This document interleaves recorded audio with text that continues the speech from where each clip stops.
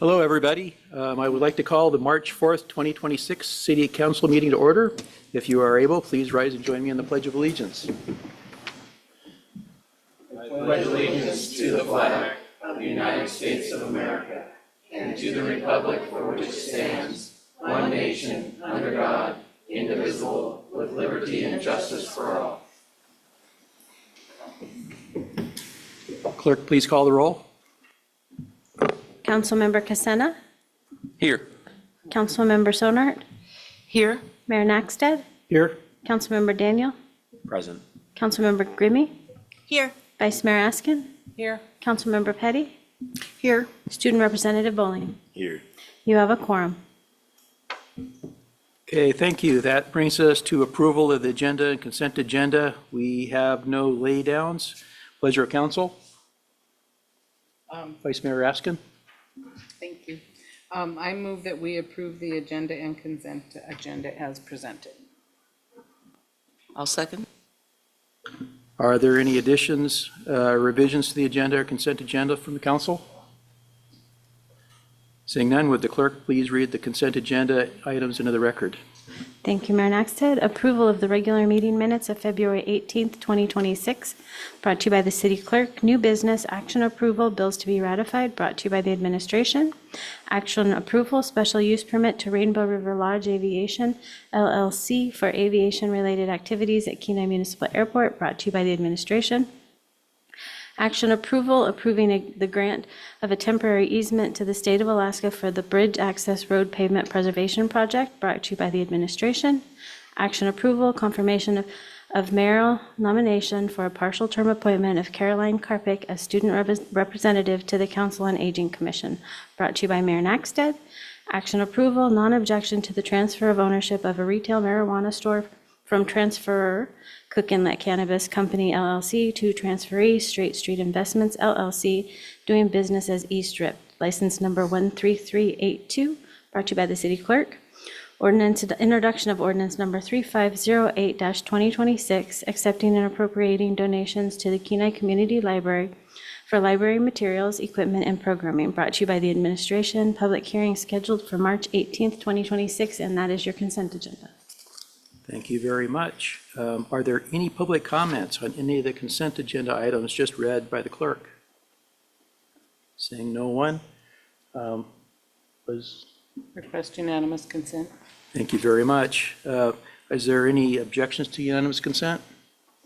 Seeing none, the consent agenda and agenda are approved. So that brings us to section B, scheduled administrative reports, and we do have one. We have the street condition assessment brought to us by Tyler Rosso and Daniel Doms, and I believe they're both on Zoom. Okay. Go ahead, gentlemen.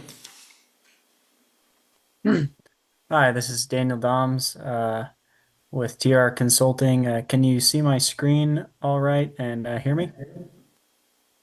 Yes. Excellent. So we were hired by the city of Kenai to do a 2025 street condition assessment. A brief scope of work. We first established a pavement database and then conducted a visual pavement condition assessment.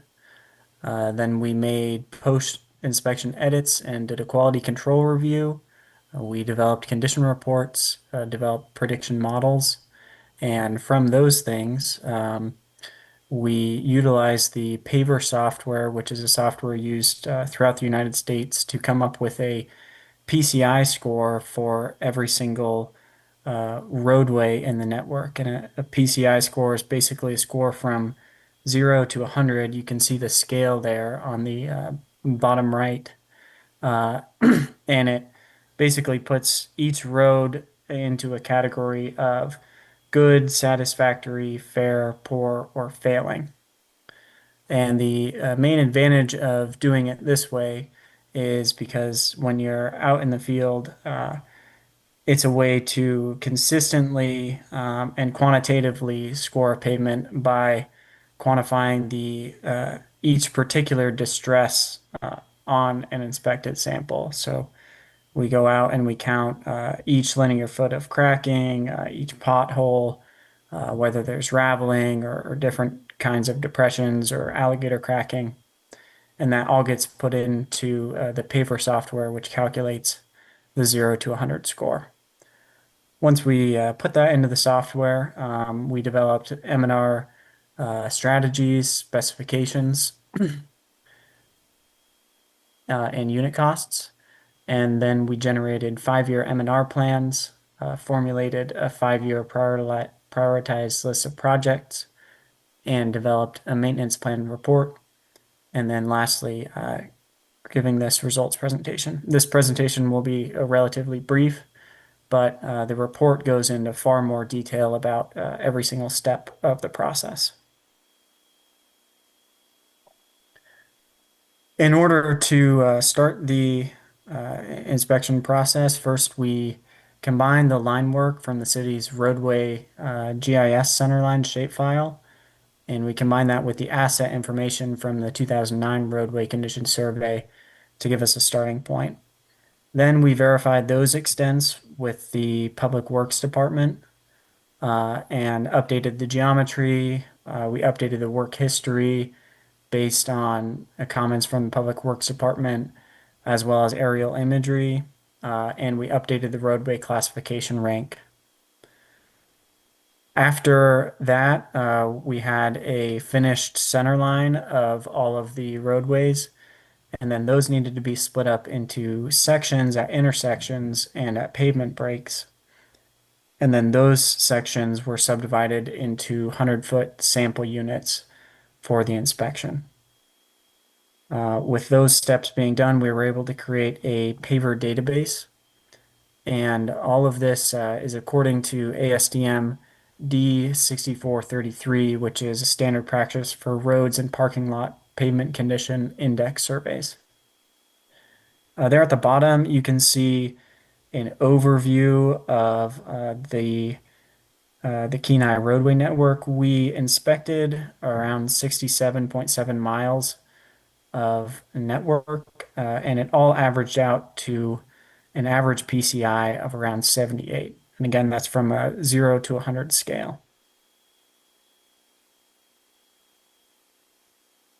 This slide breaks down the PCI scores a little bit more between the asphalt and the gravel. The asphalt had around 31% in the good category, 38% in the satisfactory, 24% in the poor, or in the fair, 6% in the poor, and 1% in the failing. And then for the gravel conditions, 84% of that was in the good and 16% in the satisfactory. Overall, that averages out for the gravel to have an average PCI of 88 and the asphalt to have an average PCI of 76.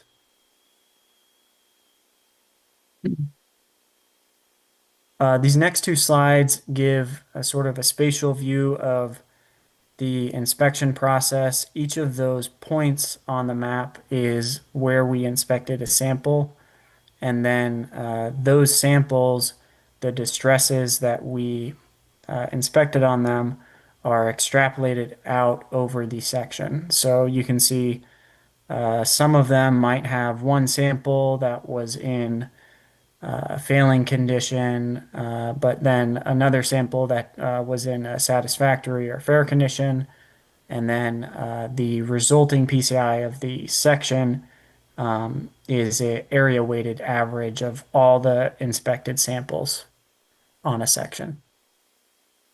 So this is showing the west side, and then this is showing the east side of town.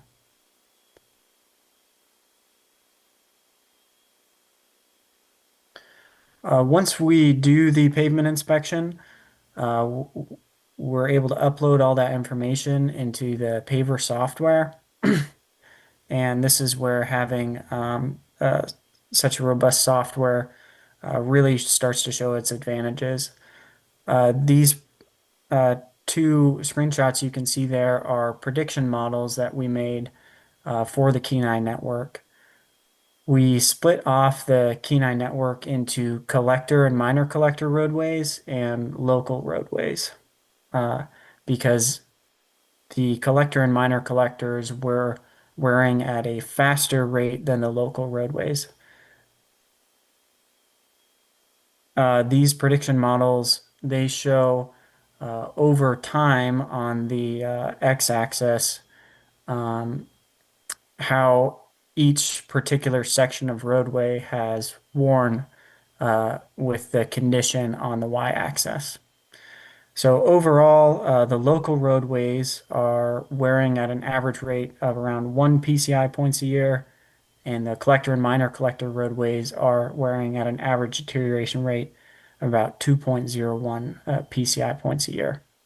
Typically, asphalt falls within 1.5 to 2.5 PCI a year, so the local roadways are a little bit under that, which makes sense given there's typically less traffic load on them and less vehicles per day.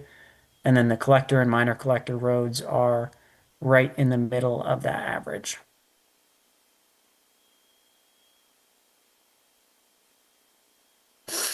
Paver is also able to make a section trend reports for each particular section on a road. So this example shows a section trend report for Airport Way 04.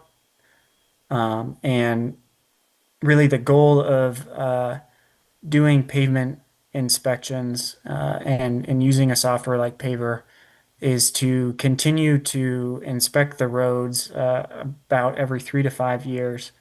And then your models and your section trend reports are able to show just more and more on both a network level basis and an individual road basis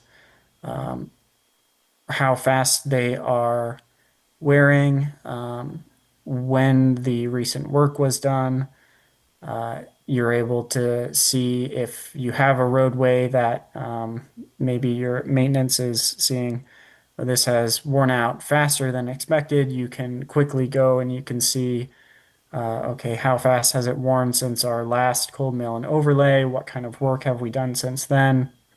What condition was it when it was inspected last?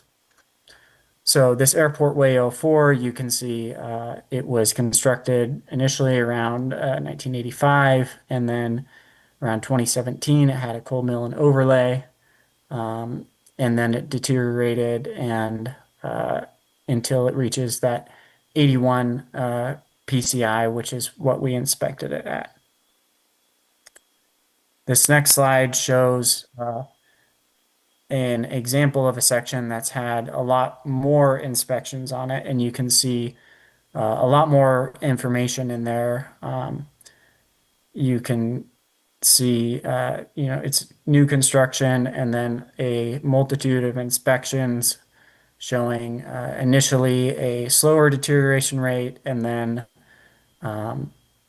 after it reached a certain threshold, it started deteriorating faster until multiple surface treatments or overlays. So again, we really have a baseline here, but the goal would be to continue to do inspections and build up this database that we created and be able to even more accurately depict trends of the various roadways in the network in the future.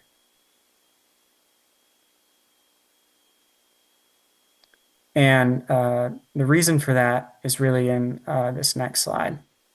So the Kenai PCI on average is around 78 now, and the critical PCI range for roadways starts right at about 60 PCI.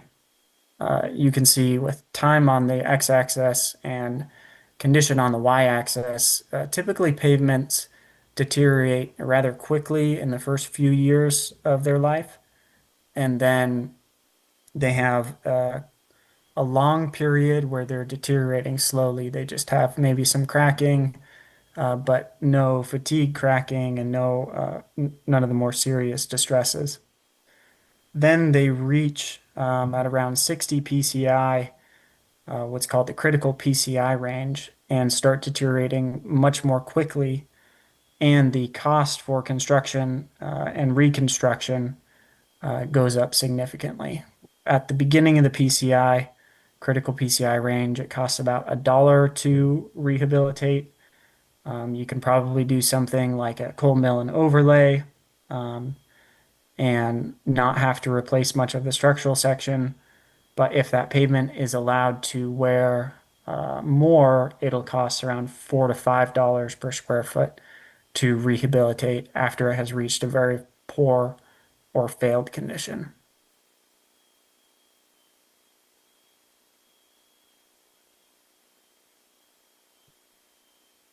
Once we developed the condition models, the next step was to develop some M&R strategies, specifications, and unit costs in order to eventually come up with a prioritized project list of where the city's dollars would be best spent.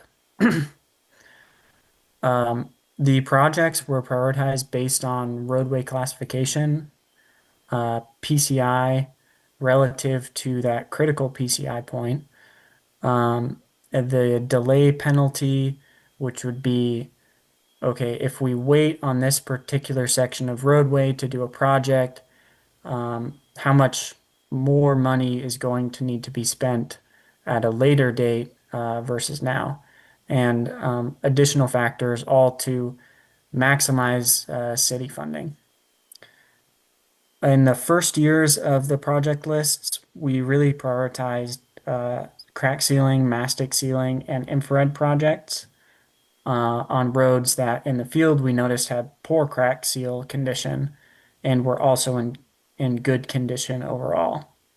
And that is because of that critical PCI point, we're trying to use relatively inexpensive construction measures to fix the roads that are above the critical point to prolong their life before they reach a state where they're deteriorating much faster.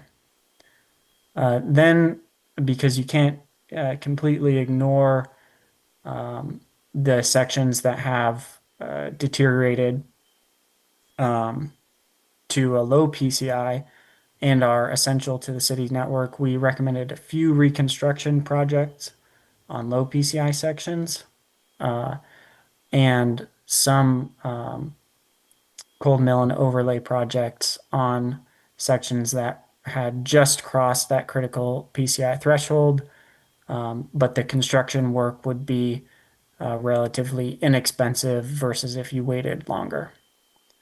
And once we'd done that, we grouped projects in similar locations into the same fiscal year to try to save on mobilization costs. Then we developed clear and concise construction specifications that are ready to use on city projects. And we developed construction unit costs based on City of Kenai recent project bids. And we compared those costs to nearby projects completed by other agencies to truth them, and then verified those costs with local contractors.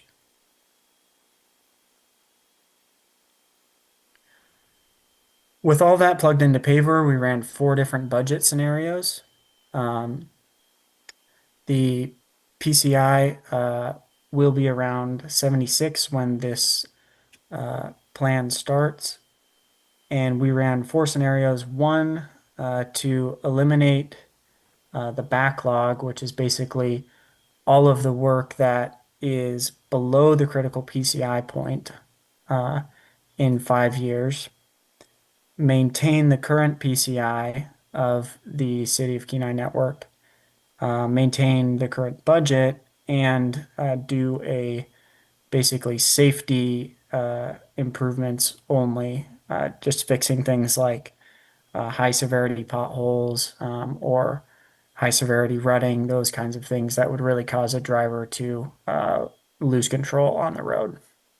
And you can see the resulting PCIs of those different plans over a 5-year cycle. So the eliminate backlog is basically a if you spent all of the money up front to try to catch up on all the work that needed to be done, that would result in a PCI of 80 for about 1.5 million.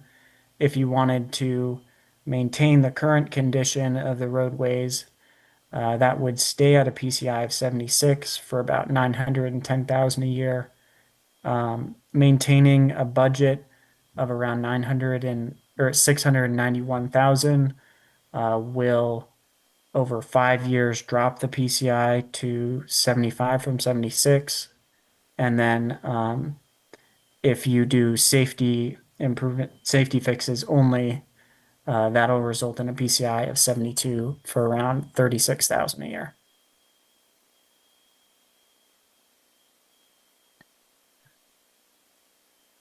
We developed a 5-year list of projects, trying to split projects out over the 5 years. And again, we prioritized patching and crack sealing projects in the first years because that gives more life to those sections that are still at good PCI. And then we tried to spread the major work projects out over the 5 years, prioritizing roads of a higher classification in the earlier years. And then we also gave a bucket list of alternate projects should additional funding become available.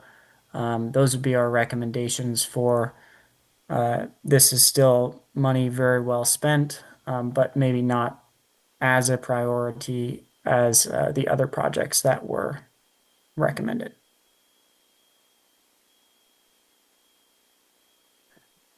These are summarized in these next two slides of project maps. The red would be complete reconstructions, with the slightly darker red being cold mill and overlays. And then the green, yellow, and orange are all crack seal, mastic, and infrared projects, with the pink and deep purple being patching projects. This is the west side, and then this is the east side of town.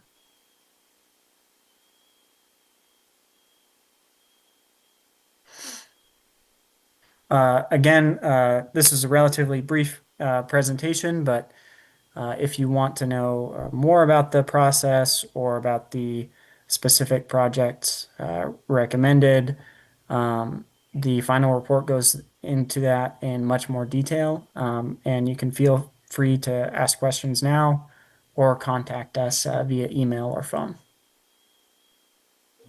Thank you, Mr. Doms.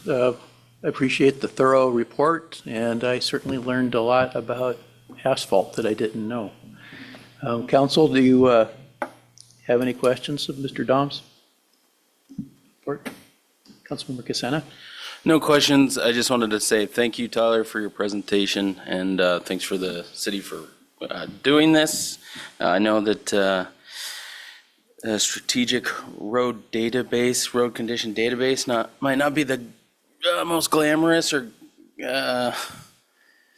fancy thing to do, but I think good data helps support good planning. So having this, I think, is probably the most cost-effective way to spend our money on maintaining our services. So it's good to see the efforts we're spending on this, I think. But thanks again, Tyler.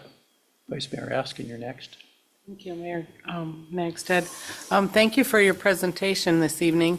Have you done this for any other cities about our size? And if so, how do we compare? Can you give us some information?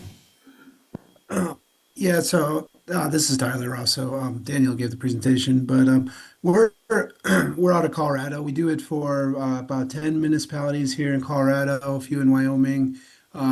We actually do all the airports in Alaska as well, so that's kind of how we're moving up into Alaska. Daniel's our local presence there. He's out of Wasilla, has a lot of Alaska experience. But yeah, we do a lot about the size of Kenai. A little different in Colorado.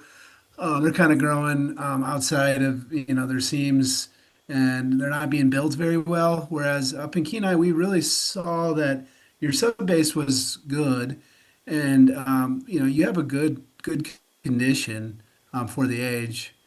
So overall, we thought that Kenai was in good shape. The gravel was maintained well. Yeah, but the biggest thing is just track over time and continual inspections. You can always break it up into cycles, maybe do half, 1 year and half the other year. That's what we try to do with municipalities down here is always get them on a cycle where we're doing like a third of the network a year or a fourth maybe. I don't know. But yeah, in terms of dollar amounts, yeah, it's very typical for the PCI you're at. I think you're at a pretty good place right now with your payments, with a few exceptions.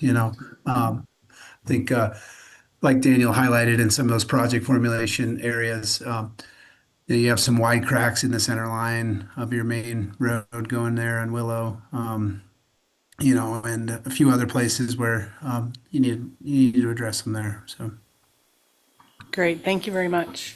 yeah. Councilmember Daniel. Thank you, Mayor Naxted. First of all, thank you both for this presentation and getting this information for us. It's very helpful. Question on the different paths you projected based on funding over the course of 5 years.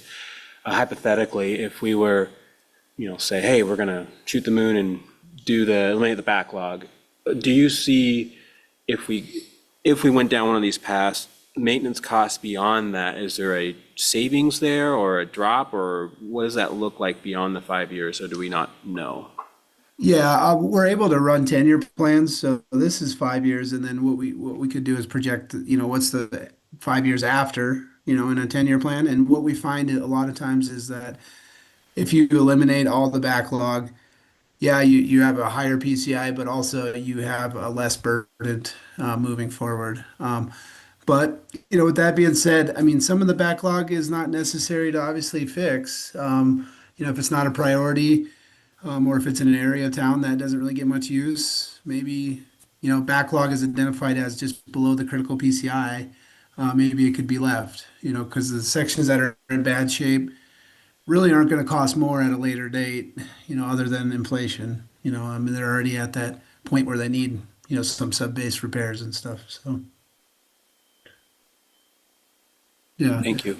Combination of both. I think definitely realizing where you're at with your budget and seeing how it affects. Daniel, go back to that PCI map, just so you could. Yes, that one there.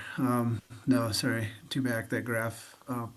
Yeah. So if your current budget, you're decreasing one PCI point over 5 years. If you want to hold the PCI, that might be a better goal, a more realistic goal to try to prolong that 76. That might be a good goal for you. Thank you. Any further questions? I have two, I suppose. One is, I was wondering if the report or if there's any suggestions or your observations of our paving methods here. I think we've been paving with 2 inches typically, and the type of butt joints and whatnot, that pretty much the same. Is there any suggestions to how we could pave better? Based on how the pavement was wearing and the distresses we saw, most of the distresses we saw were like thermal cracking, like cracking going horizontally across the road, which is really typical and pretty hard to avoid. That kind of just comes up. But that being said, there wasn't an extreme amount of it, which means that you really have pretty good soils there and a pretty good sub-base built. So, yeah, I think that the type of asphalt that you're using, we actually recommended in our specifications to keep using that type of asphalt. And the 2 inches that you're doing, we weren't really seeing widespread fatigue kind of cracking that would come from the traffic load being heavier than the pavement could support, which is really what would warrant going to a thicker structural section or a thicker pavement. So all in all, I think that the construction practices that you're doing appear to be working pretty well for the city. Okay, thank you for that answer. Council, do you have any further questions? Thank you very much, Mr. Doms and Rosso, for your presentation, and it was a very thorough report. Thank you very much.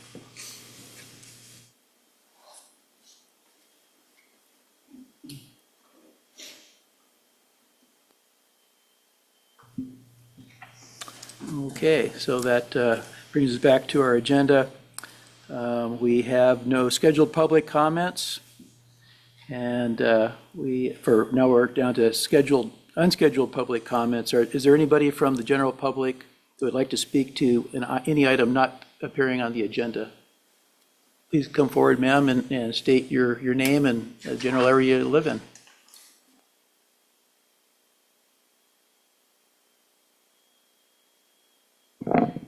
Hi, good evening, Mayor Nakshnet and members of the City Council. My name is Kate Bay and I live in Soldotna. I am here tonight to ask you to consider a policy that cities like Providence, Rhode Island have recently adopted.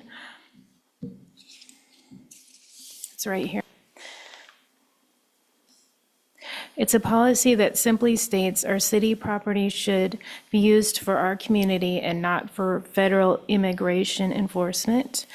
And why is this necessary? Because after the arrest of 4 peaceful Soldotna City residents 2 weeks ago by ICE, fear is creeping into our neighborhoods. When federal immigration activities happen in our public spaces like parking lots, libraries, or parks, it doesn't just affect one group of people, it affects us all. When parents are afraid to drive to a park because it might be used as a staging area for an arrest, they stop using those city services. They stop going to the park. They might even stop calling 911 when they see a crime because they're terrified of who they might run into. When people are afraid to interact with city officials, crime goes unreported. Public trust breaks down. That makes everyone feel less safe. Providence, Rhode Island looked at this problem and found a simple solution. Mayor Brett Smiley signed an order saying that no city-owned land, no parking lots, no public buildings, no parks can be used as a base for civil immigration enforcement. They aren't interfering with criminal warrants or stopping police from doing their jobs. They're simply saying that our public property is for the public good, not for operations that terrorize our community. We have the same opportunity here in Kenai to send a clear message to our neighbors.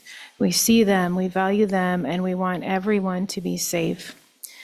The badge on our police officers represents safety to our community.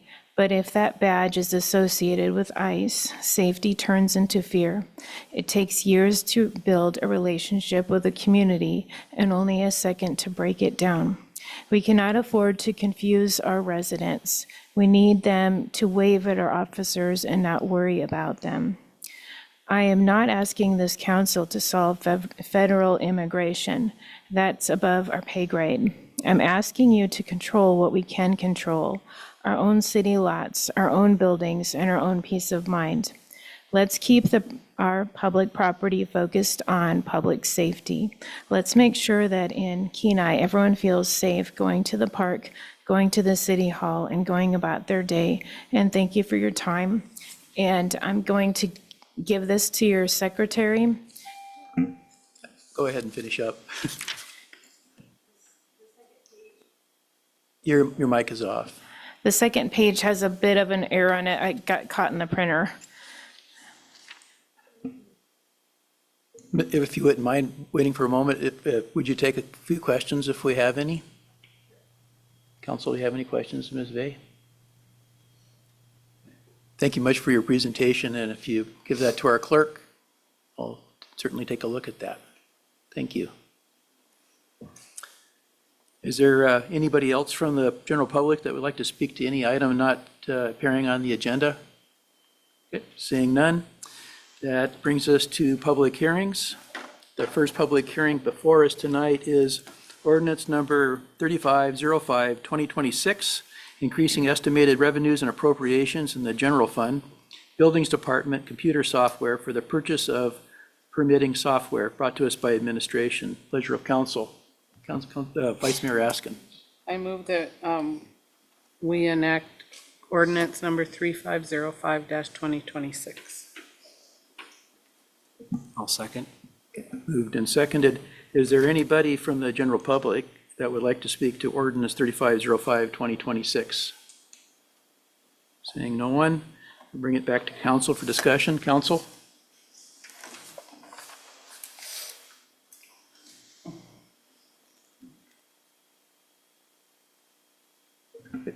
I see. All right. Councilmember Thank you, Daniel. Mayor Naxted. No, just a quick question, perhaps for the city manager or maybe for Mr. Fry. What this electronic software, will this enable the public to submit their request on there? Or is it just for tracking? What are we getting here? Maybe an overview. City Manager Eubank. Thank you, Mr. Mayor. Councilmember Daniels, I will defer to Mr. Fry. He's been spending quite a bit of time reviewing different softwares and can give you a better rundown. Thank you. So the purpose of this software is to be for internal tracking, as also for a public portal. We're looking this to end up as permitting software that we can use for buildings, for the utility department, for planning and zoning, for site reviews, code enforcement. We've been looking at it for the clerk's department for licensing needs, and for finance, as well as taking payments for all that. So the end goal is that we're going to have a product that people can go online, apply for these types of permits. We're going to see them in our system. Everybody will be able to see them all at one time. So we're creating a better digital footprint for everybody at the city to be able to see what's going on, see when we're processing payments. The public will be able to log in, see where their permit is at in process, and have everything create a record there so that we're not dealing with a lot of paper like we are right now.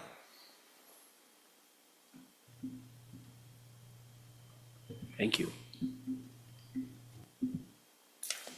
City Manager Eubank, I guess I have a question just about the efficiency. Will this make the whole system a whole lot more efficient, or just easy to go back and find old permits? Yeah, thank you, Mayor Naxted, council members. I believe it's going to make us, I think we're going to step into kind of the modern era. I think like Mr. Fry indicated, right now when a permit comes into the city, say a building permit, those initially start with our planning and zoning department for review for zoning compliance, as well as setbacks for proposed location. Once approved there, it generally moves over to the utility department to look at utility hookups and things. Right now, all of these, and then from utilities, it goes over to the building department for the plan review, which could also entail our fire marshal getting involved and taking a look. Would also require Public Works to look at it for roads, for driveway permits, things like that. So it has to change hands many times, and right now, because we're all paper-based, you have to physically find that piece of paper to know where it is in that process, which I think can be frustrating for staff, but can be even more frustrating for the public. So I do think that this will create a significant amount of efficiency once we get it set up, the workflows set up so that things can be routed. I think it will also benefit us in better collaboration between all of those groups as we work on things. So this is a process that we've been working for a number of years. I think some turnover in some of these departments has kind of slowed that process down, but we do have some existing funding, I believe, that this is going to supplement, and what council likely will see at the next meeting is a request to award the contract, because it will be over their $35,000 threshold. I know they're still going through their final evaluations, so we can make that recommendation. That will be the next step, but I do think the basis of your question is, yes, I think we're going to be more efficient. I think you will see public satisfaction probably be quite a bit higher as a result too, I hope. Thank you. Councilmember Grimmie. I agree with everything you just said, and I want to add to that, I think it's also going to increase accessibility by the public to this process. I think that the time and space that we live in now, people go online to do these things. They don't have a printer, they don't want to print off a form, they don't want to come get a form, they don't want to mess with things in triplicate or quadruplicate or however it is that we're doing it. I think this is going to increase accessibility, and like you said, it's going to improve efficiency, and I think continuity and record keeping. It's going to allow ourselves to continue to hold ourselves more accountable. It's going to increase project management efficiency across the board, I think. Very good. Councilmember Petty. Yes, I agree with everything that Ms. Grimmie just said. One of my questions is, the project initially was proposed for $15,000 and it went up 130%. Was that because the first proposal was so long ago and inflation made it kick up that amount? Or how did that increase occur to that substantial amount? City Manager Eubank. Thank you, Mr. Mayor. Councilmember Petty, I think that's a great question. What I would speculate is that the initial 15,000 was probably probably less educated best guess on what we think we could get software to do. And at this point, what you're seeing here is, after review of multiple softwares and our needs, what the actual cost of software to meet those needs is coming in at. I don't think the software has necessarily gone up by 130% in the last couple of years. I think what was envisioned we'd like to pay and what we're really going to have to pay, I think, are two totally different things here. And I think this is what it's going to take to get a piece of software to do everything we just described to you. Thank you, sir. I appreciate that greater understanding.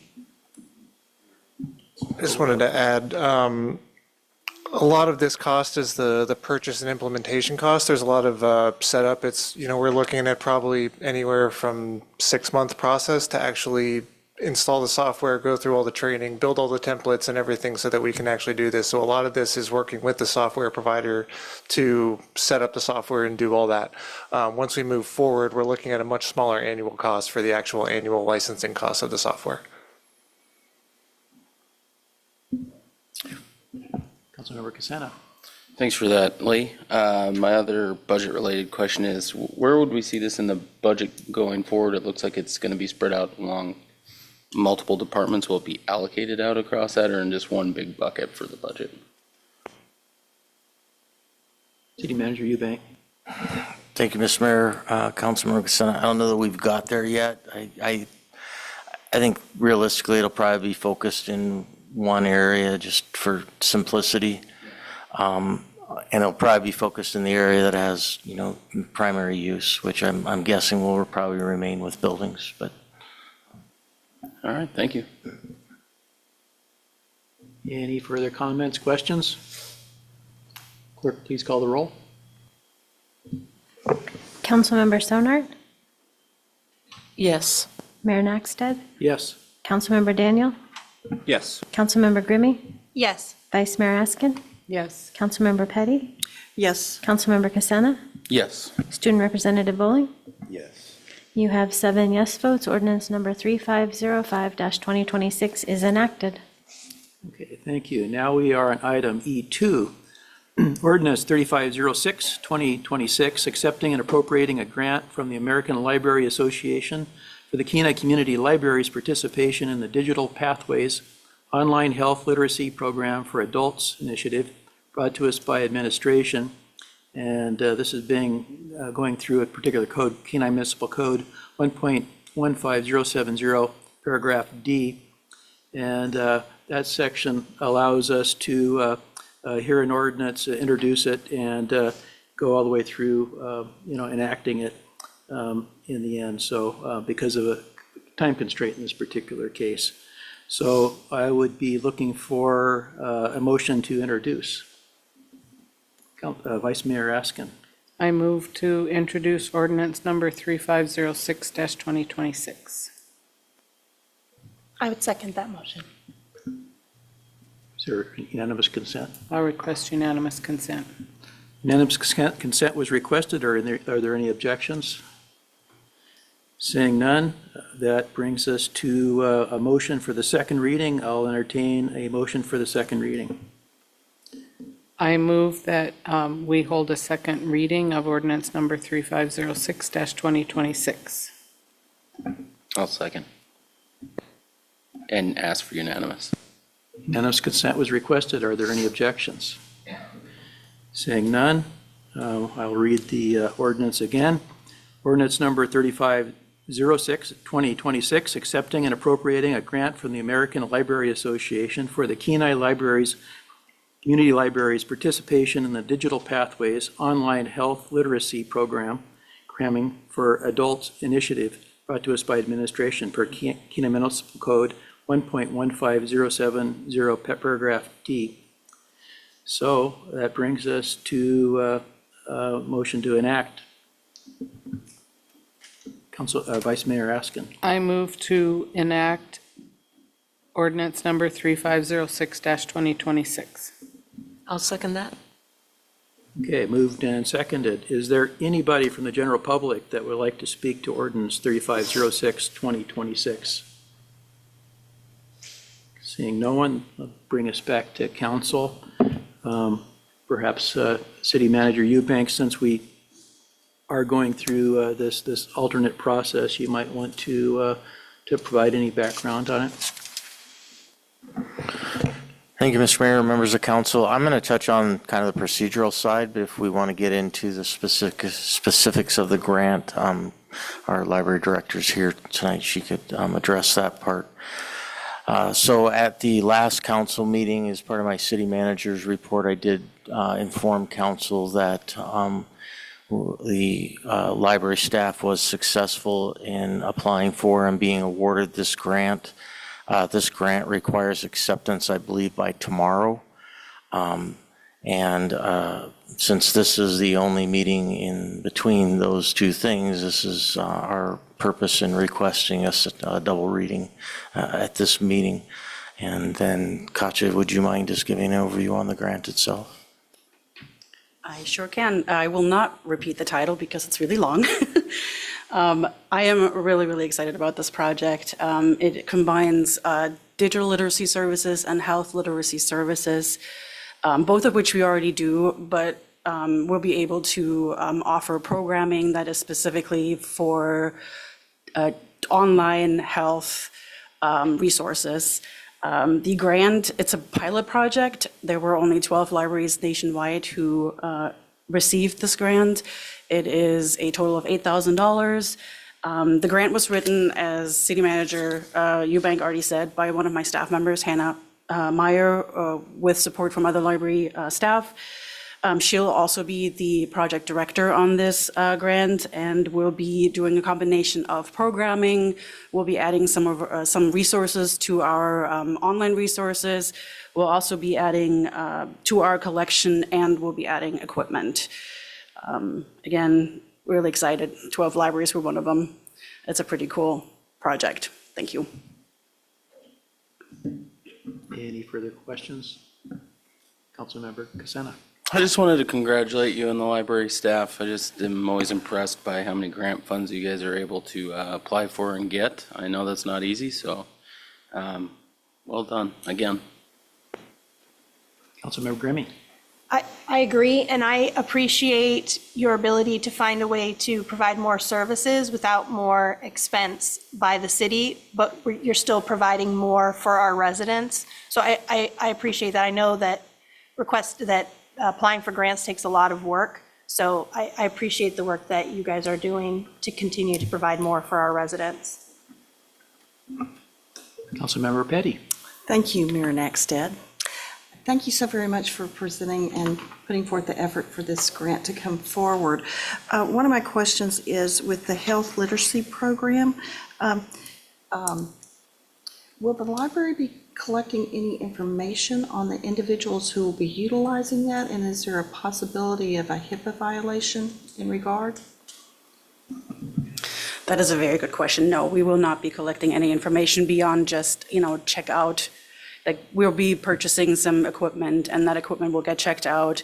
We'll keep that information until the items get returned, and then it'll be gone, so there'll be no collection of any information. Thank you for that clarity. Any further comments? I too want to thank the library for its work and being 1 out of 12 grants, I think, in the country. That's amazing. And we got it right here, and $8,000. And I understand, you kind of talked about what it was going to go to, but I think generally it's for seniors. It was in the memo there. So anyway, thank you very much for what you do, and your staff. Any further questions, comments? Councilmember Sonart. Thank you, Mayor Naxted. I just wanted to say thank you to you and your staff for securing this grant and providing more services. It's simple. Thank you. Councilmember Daniel. Might as well, right? No, it is very exciting. And echoing everybody else, this is exciting, and it's always fun to see what we got going on at the Kenai Library. It's great. So keep it up. You and your staff keep up the good work. Really appreciate it. Okay, any further comments? Clerk, please call the roll. Mayor Naxted, Yes. Councilmember Daniel, Yes. Councilmember Grimmie, Yes. Vice Mayor Askin, Yes. Councilmember Petty, Yes? Councilmember Casena, Yes. Councilmember Sonart, Yes. Student Representative Bowling. Yes. You have 7 yes votes. Ordinance number 3506-2026 is enacted. Okay, thank you. Next, we have item E3, ordinance number 3507-2026, increasing estimated revenues and appropriations for consulting services to evaluate natural gas storage opportunities on the Kenai Municipal Airport lands, brought to us by administration. And this also is per KMC 1.15.070, paragraph D. And we'll start this with pleasure for council for a motion to introduce. Vice Mayor Askin. I move we introduce ordinance number 3507-2026. I'll second that. Unanimous consent was requested. Are there any objections? Hearing and seeing none, that brings us to entertain the motion for a second reading. Vice Mayor Askin.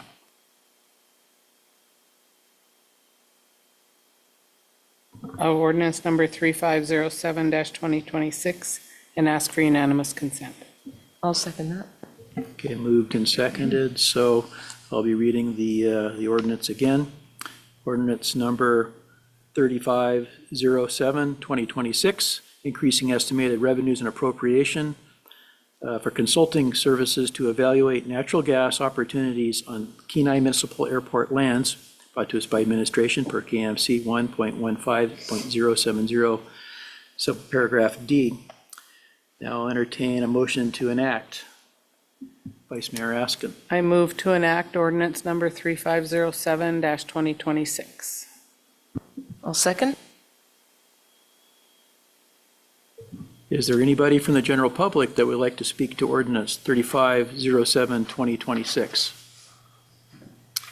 Seeing no one, we'll bring it back to council for discussion. City Manager Eubank, you want to explain why we needed to do this all in one meeting, and any other background?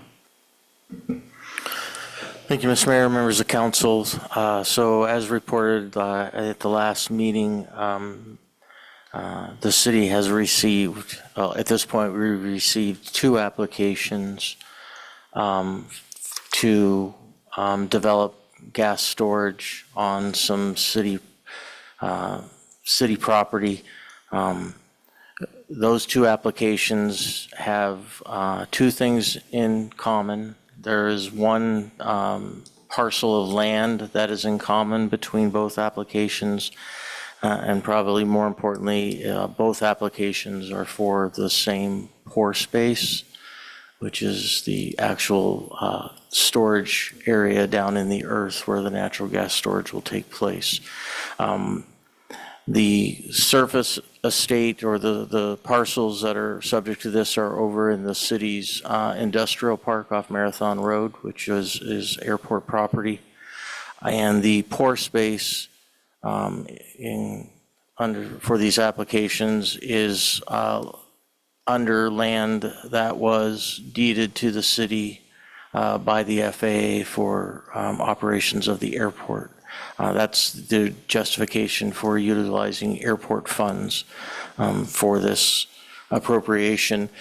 Timing-wise, the first application for lease began advertising, I believe, last Friday, so we're within our 30-day required advertising period. And we're starting to have numerous discussions. I will say pore space is a relatively new concept and topic for the city. So seeking some professional help in that area was, we believe, extremely important to our success. So we felt the sooner we could get those consultants on board, and we're having various different meetings with different groups to talk about this. We thought it was critical to have them on board. So again, I will say I think it is rare for us to do double readings, and we're doing 2 here tonight, but I think that was the purpose for this and the reason for the appropriation. Okay, any questions of the city manager? Councilmember Daniel. Thank you, Mayor Naxted. Do we have a firm or outfit in mind to help us with this, or are we just allocating funds right now to find the firm? City Manager Eubank. Yeah, thank you, Mr. Mayor. Councilmember Daniel. Yeah, we have identified a firm, 2 gentlemen, I think probably more in particular, but that we feel are very well qualified. The contract amount right now that's being proposed is only at $30,000, which is under the threshold for council approval. So we'll see where that goes.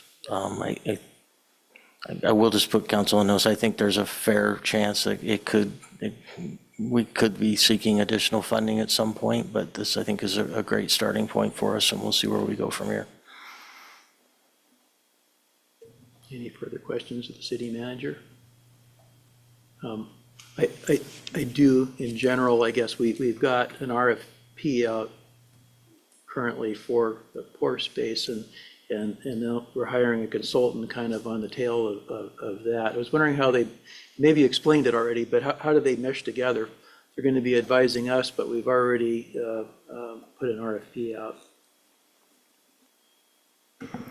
Yeah, thank you, Mr. Mayor. I don't know that we put an RFP out. I think what is required by code when we receive a lease application for city land, it requires a 30-day notice period in which we seek competing offers on that property. That is the stage that we're at right now. Like I said, we're trying to get a better understanding of how to deal with pore space and the leasing of that. I can tell you, Kenai Municipal Code, I don't think was drafted with that intent. It may require non-code type work. We don't really know, and that's why I think we're trying to get the best consultants and gather the most information that we can right now to know how we can move forward in a reasonable manner, as these projects both have, I think, some timelines they'd like to achieve as well.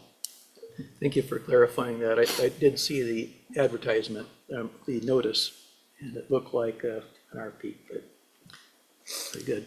Any further questions? Councilmember Daniel. Thank you, Mayor Naxted. A follow-up on the consultants. Is their role to help advise just like these plans, what we're looking at? What is, I guess it's going to sound kind of silly. I mean, they're consultants, but what is their role in advising us? Or what are we trying to get from them, if that makes sense? City Manager Eubank. Yeah, thank you, Mr. Mayor. Councilmember Daniels. The individuals we're talking with, there's 2 gentlemen.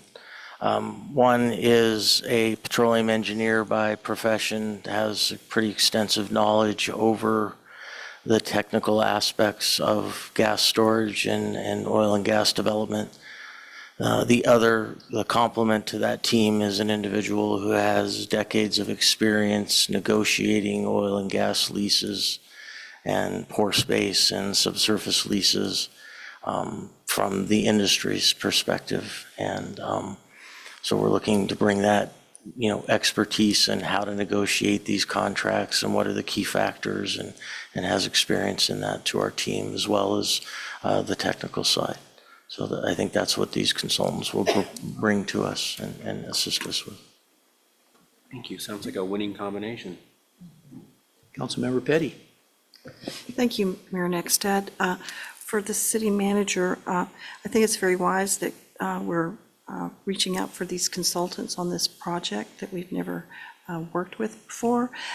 Is there a timeline that you think estimated that we would need the services of these consultants, sir? City Manager Eubank. Yeah, thank you, Mr. Mayor. Councilmember Petty, I don't have one. The only timeline that's fixed and certain in code is the 30-day advertising period for competition. Once we get through that, there is no established timeline for how long we have to bring those applications, say, to council for approval, and then there certainly is no prescribed timeline for what it might take to negotiate those contracts and put those agreements in place. So I don't really know. I think it's our goal to move at a fair pace, but I think we also want to be very cautious and make sure we're very thorough, because these could be significant agreements and could have significant financial impacts for the city and for the airport.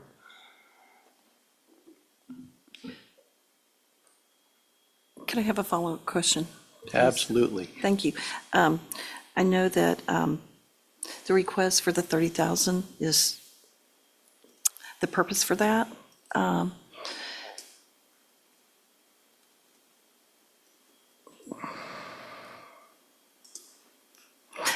So does the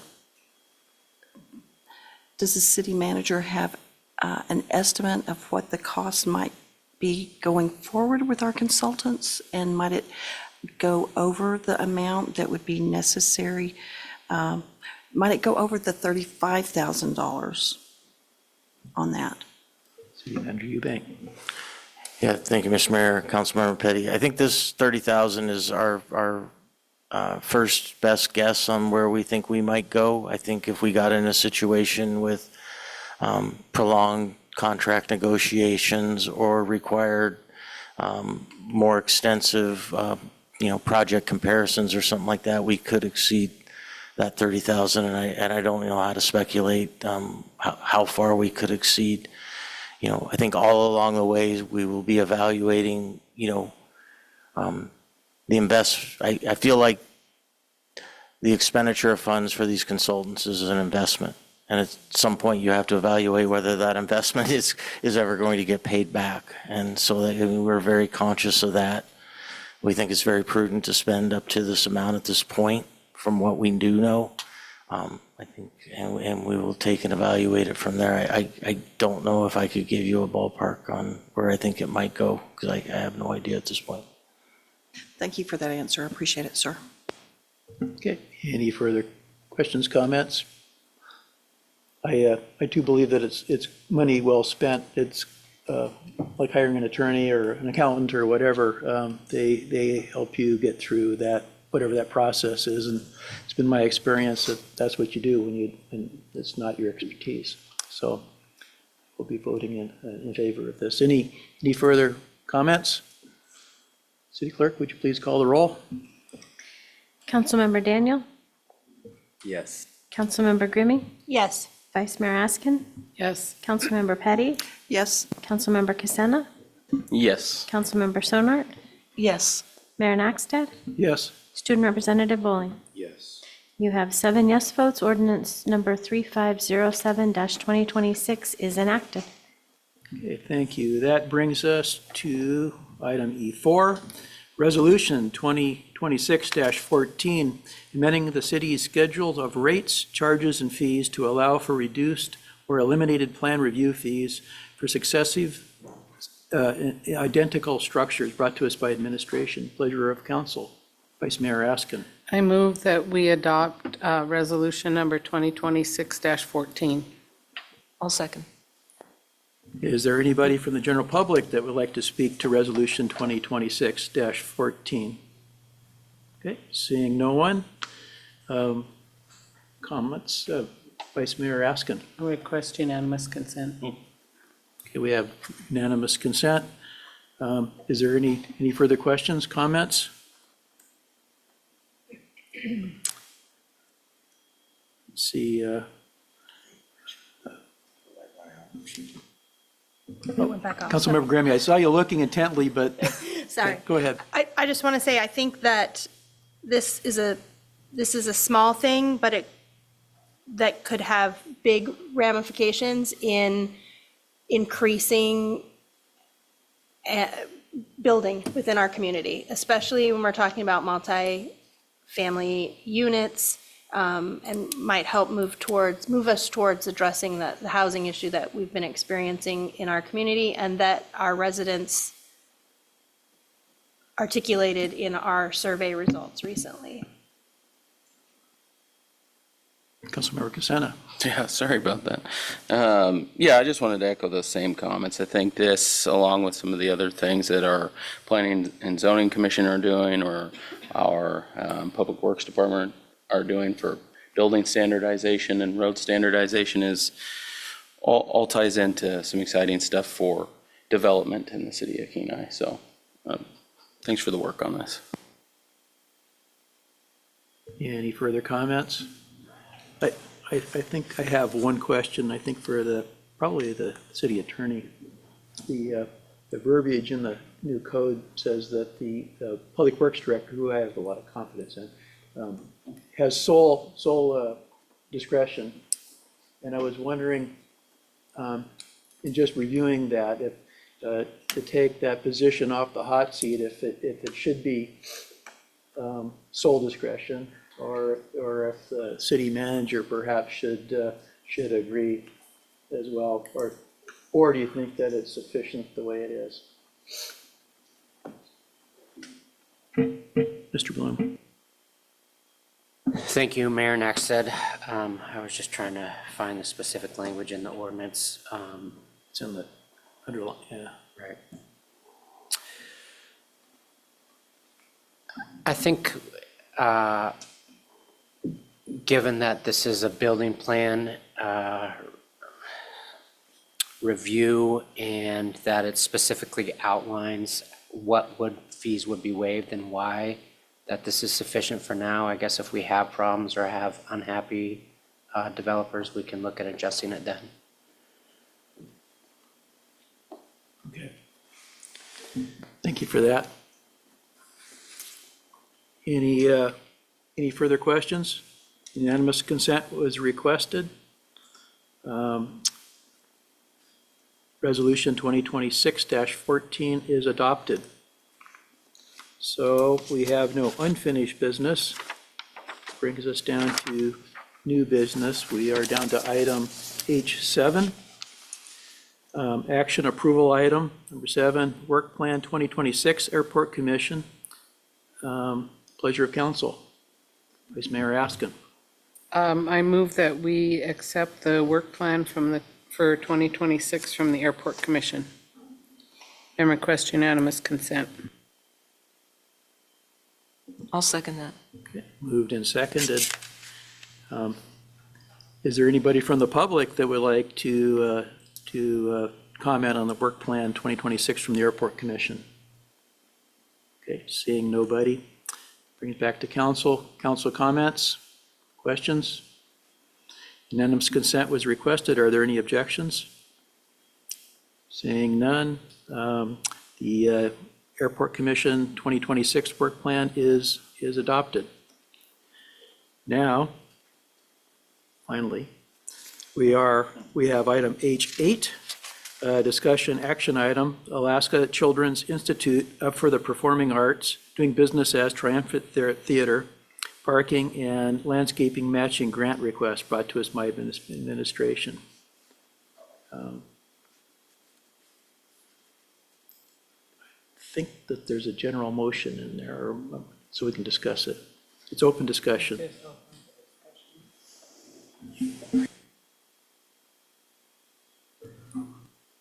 Okay. Did I have a motion? I need a motion to, it's an open discussion, but we need a motion in a second.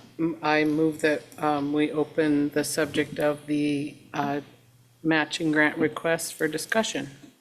I'll second. Can we pause, because the motion to open discussion is not necessary if we want to actually put the motion to approve this on the floor. The motion that's in the memo on page 79 would be the motion in order. Okay, so I can just move to approve it? Yeah, so we don't need. We want to do it after the discussion. Correct. So Okay. to open the discussion, you do not need the motion to open the discussion. Okay. So let's just back up. Okay. So we're at open discussion, but I see we have Mr. Rizzo here this evening, and I'm sure that, Mr. Rizzo, would you like to speak to what we're talking about this evening? Well, of course. Mr. Mayor, thank you. Council members, good evening. My name is Joe Rizzo. I'm the Executive Director for Triumvirate Theater, or the Alaska Children's Institute for the Performing Arts. I really just want to outline just a few things about this and take any questions if you have them. The Block Foundation in Anchorage has offered us a $40,000 grant for paving the parking lot as per the requirements by the city. If we can come up with the matching funds from another entity for the landscaping, which has been estimated to be $10,300.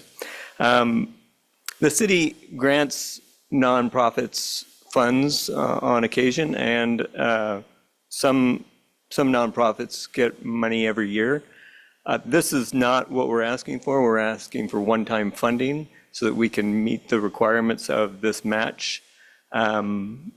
We are, I would say, as a nonprofit, in there with the rest of them. We bring a lot of people to Kenai.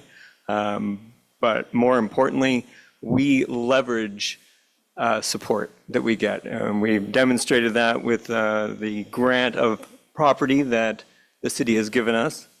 We turned that piece of property into a $3.5 million building that now thousands of people come to every year. We've only been in business for 10 months here in the city, and already we've done going on 6 productions, and we bring hundreds and hundreds of people into town to see those productions.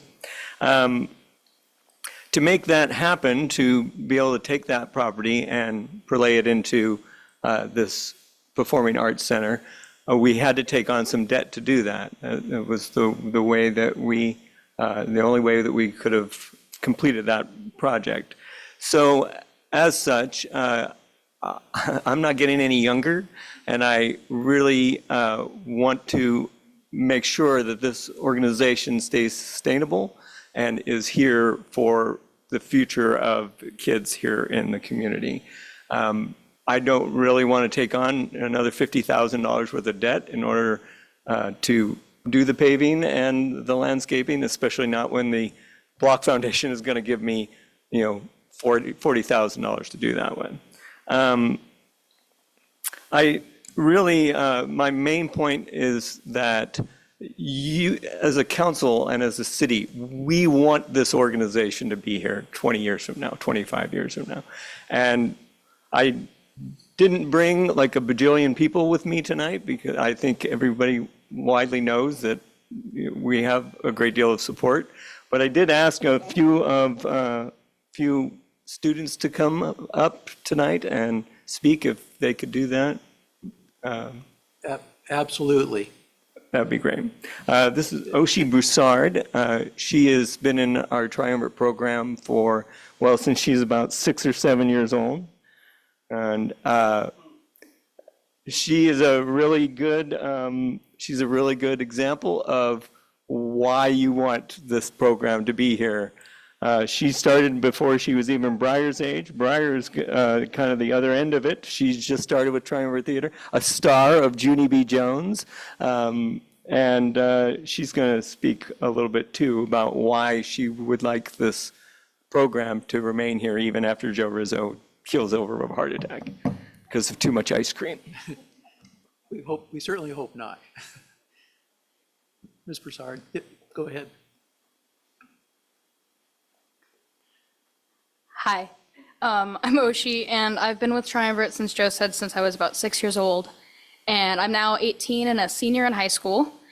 And I've done like probably over like, I don't know, 50 productions for Triumvirate Theater over the years. And he puts them on every fall, every winter, and so forth. But I'm graduating in May and heading to college in the fall for music education. And I think that the thing that inspired me most to pursue that as a career is what Joe Rizzo has brought for our community. When I started when I was 6 years old, I liked music at first, and I started doing the productions, and I was like, this is actually pretty cool. And I saw like how Joe is like directing them, and I was like, that looks like so much fun. And like I knew that I wanted to do that when I was a young like kid, and growing forth, I like realized that I wanted to do it for music. And I got to be in the Junie B. Jones production as an adult character, and I got to watch all the kids that I was once their age, like flourish in like the stage and have so much fun and meet so many people and have so many experiences. And I was like, yeah, like that needs to continue. And if it's gone for so long, and like, I feel like, you know, like it can go on for so much longer. And even after Joe passes away from too much ice cream, like somebody can like be there to take care of the theater for all the kids in the future, like even past Briar's age, like 20, 25 years down the road, there'll be kids in the same situation because the kids have been in the same situation for so long, and they find a safe space in it. And for like situations where they don't feel safe at home or they don't feel safe anywhere else, like they go to that theater and they feel like they have a family there and they have people who care about them and love them, and that inspires them to do things like go to college and pursue music or pursue theater or be a teacher. And I feel like it just inspires like the next generation, and it's important to do that because it just is. If you have any like anybody has any empathy, like come on now, like it's important. But yeah, that's kind of all I have to say. Thank you, Ms. Broussard. Would you be willing to stand for any questions that Yeah. council might have? Go ahead. Thanks. It's Oshi, right? Yeah. I love that name, by the way. Thank you for being here. And thank you for just speaking to this. I think the part of what this brings to the community, other than the money, is exactly the story you just told. And so I think that's why it's exciting to have Joe here to ask for this and have your support here as well. So, yeah, my hope is that you come back after you graduate with music teaching, and then you can continue to help in this community. So, Any further questions? Councilmember Sonard. Thank you, Mayor Naxted. No questions, just a comment. Good luck to yourself as you head off to college next fall, and I'm glad you've had such a wonderful experience. And I'm excited to hear a young person going into music education, so yay. And I echo Councilmember Casena's remarks. Please come back to our community afterwards. Thank you. Councilmember Petty.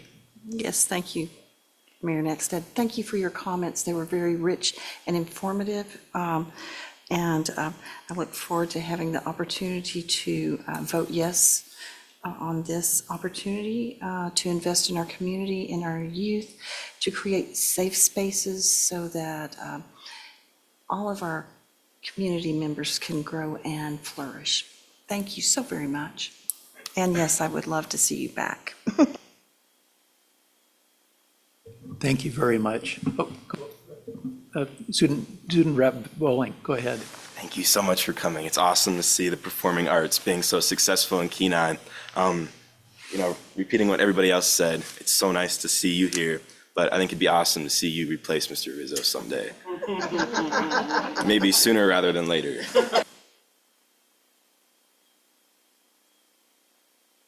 We're already talking about replacing him. I don't know. Yeah, it might not be the ice cream by the end of it. Thank you so much.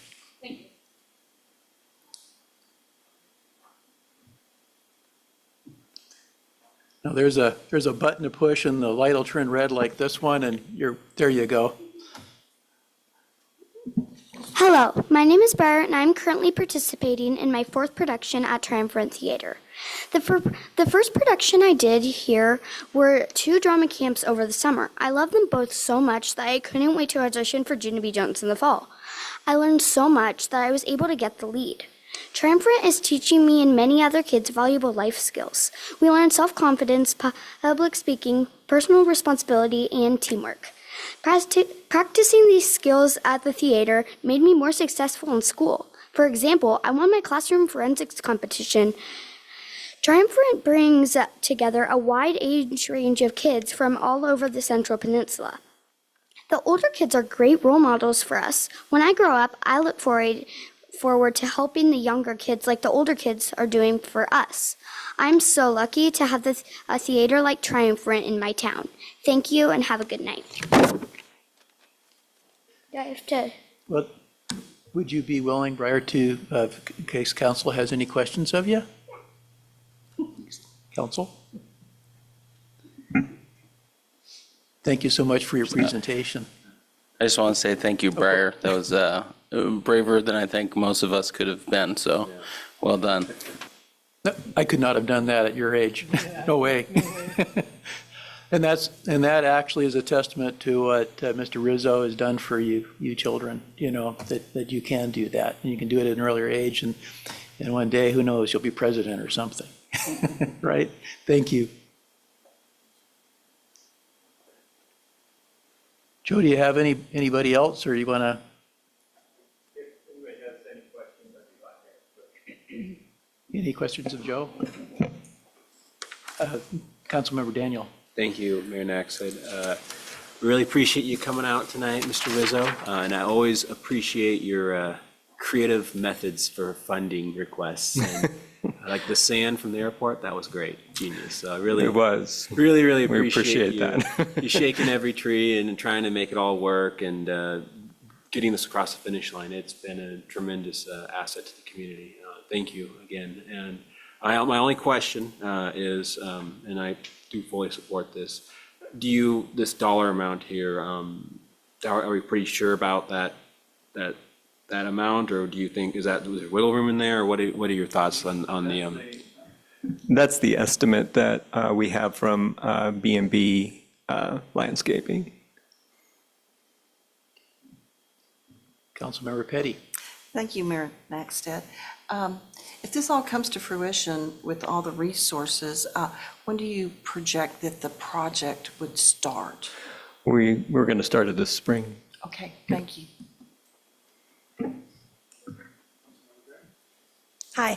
Hi. Have you explored any other funding options or sources for this remaining $10-ish thousand? It's kind of funny that usually a funder doesn't suggest people to go to, but in this case they did. The Block Foundation said, well, you should ask the city to and I was like, okay, well, I'll ask the city and we'll see where it goes from there. So. Any further questions? Vice Mayor Askin. Just out of curiosity, are you planning on making the parking lot larger than what it is now? If Mr. Machiki has it his way, yes, it will be just a little bit longer so that a truck can get in there and back out. Thank you. Anyone else? Joe, thank you for everything you do, and I know the cities, I've been involved here since you started, and it was an idea, with just woods and then a hole in the ground, and we filled it with sand, just across the way from the airport and all of that, and everything else we've been able to help you out with, and you know, I will certainly support this moving forward. Thank you, Mr. Mayor. And I hope you're not planning on eating too much ice cream. Well, they gave me, and when we got done with White Christmas, they gave me, I think, probably 15, 16 pints of Haagen-Dazs ice cream, because that's really the only ice cream worth eating. And I finished them before the 30th of January. So, and you know why that is? It's because I don't drink bourbon. I run a children's theater, so. Absolutely. Thank you, Joe. Bye-bye. Okay, council, well, it was discussion first, and then we make a motion. I guess I had a premonition of where this was going to go, so I jumped the gun. Do I have a motion to direct the administration? I move that we put forth $10,000 for the landscaping at the Triumvirate Theater.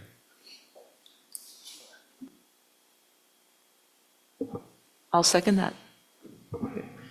It's been moved and seconded. Pardon? Sorry, I think that the dollar amount is more than that, and we'd need the motion to be accurate. On page 79 of your packet is the motion that the administration is requesting. I apologize. Thank So withdraw your motion and then restate it. I'll withdraw my original motion and move to award a $10,380 grant to the Triumvirate Theater for their landscaping project. I will second that specific amount. Moved and seconded. Any discussion? City Manager Eubank, where will these funds come from?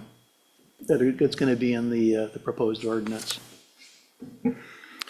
Yeah, thank you, Mr. Mayor. I have to consult with the finance director, but I believe it'd be an appropriation of fund balance from the general fund. And there's sufficient funds there, obviously. Yes.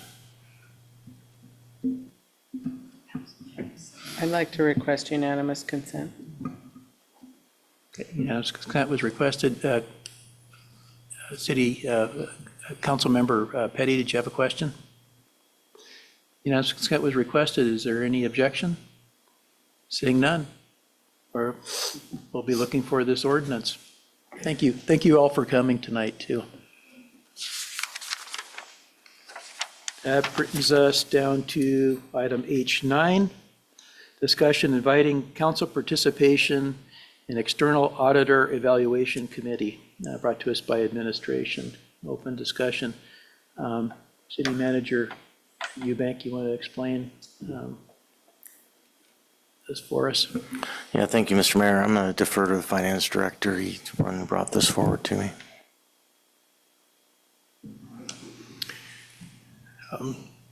Thank you, City Manager through the Mayor. What we're looking to do here is offer council to participate in the selection of our external audit for our financials. At the end of the day, they really work for you to review the work that we do. And so we wanted to give you the opportunity to participate in that process. Manager Eubank? Yeah, thank you, Mr. Mayor. So what we have right now is an RFP on the street. So our audit contract, we reached the end of that contract and the allowable extensions. So we have a new RFP on the street to select auditors for the next 3 years with 2 one-year possible extensions. And if council would, the administration's happy to do the evaluation and recommend the contract, but I think as finance director indicated, you know, this is one of the very few contracts that is between council and the audit firm. They work for you to oversee us. So we wanted to give you the opportunity to be a part of that evaluation if you chose. It could be one, it could be as many as you want. We'd recommend no more than 2, just to, you know, keep those committees so we can get the work done. But if council would like to do that, there is a possible motion on page 81 of the packet you could have a discussion and drop a name or two in there, and we'd be happy to include you in that process as they do their evaluation and recommendation for audit services. City Manager Eubank, it looks like it's a pretty short coupled evaluation time. And how complicated is the RFP and the proposals? I mean, I'm looking for kind of a feeling of time commitment on something like this. Yeah, thank you, Mr. Mayor. I think honestly, for somebody who's never looked at an audit RFP before, it's going to take a fair amount of reading. Some of these could be,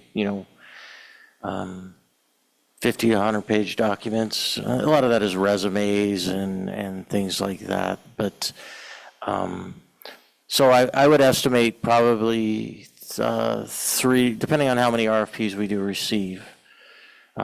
It could be, 2 to 4 hours to actually review and rank the RFPs. And then typically those meetings where you get with the rest of the committee, talk about your scorings.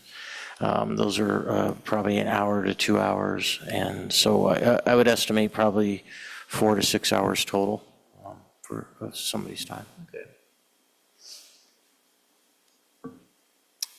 Anybody interested? Councilmember Daniel? This is a curiosity. I thought you were raising your hand. I might, well, I am kind of curious about it. Yes, I'm not going to lie. But I had another question before I got to that part. Did we do this last time, or is this a new thing where, like, with the council involvement for this, doing this RFP process? I just don't recall. Like, maybe it was before my time. City Manager Eubank?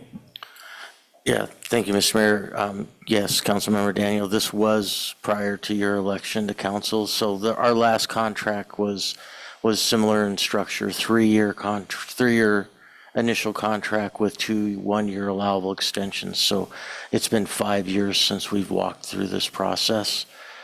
And it is something we offer every time. And again, I think, I guess to drive the point home, the primary reason for that is that these auditors work for council. So this is your contract, and you should have the opportunity to be a part of that evaluation and selection. You will make the final award, no matter what. But we do this a lot with all of our evaluations, and we're happy to do that here. But if council would like to participate, we want to give you the opportunity.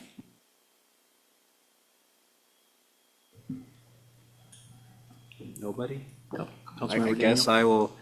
I think I'd like to ride this train. I'm curious. So take me along.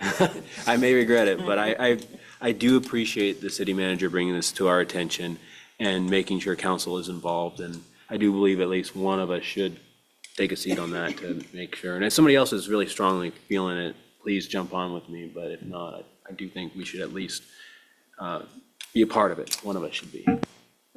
I do agree that one other person other than Phil should probably do it.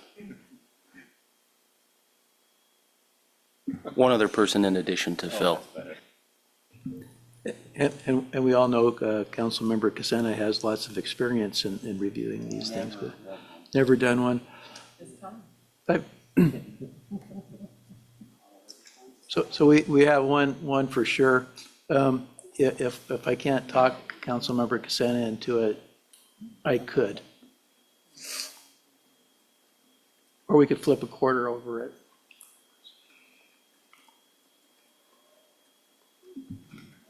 Vice Mayor Askin.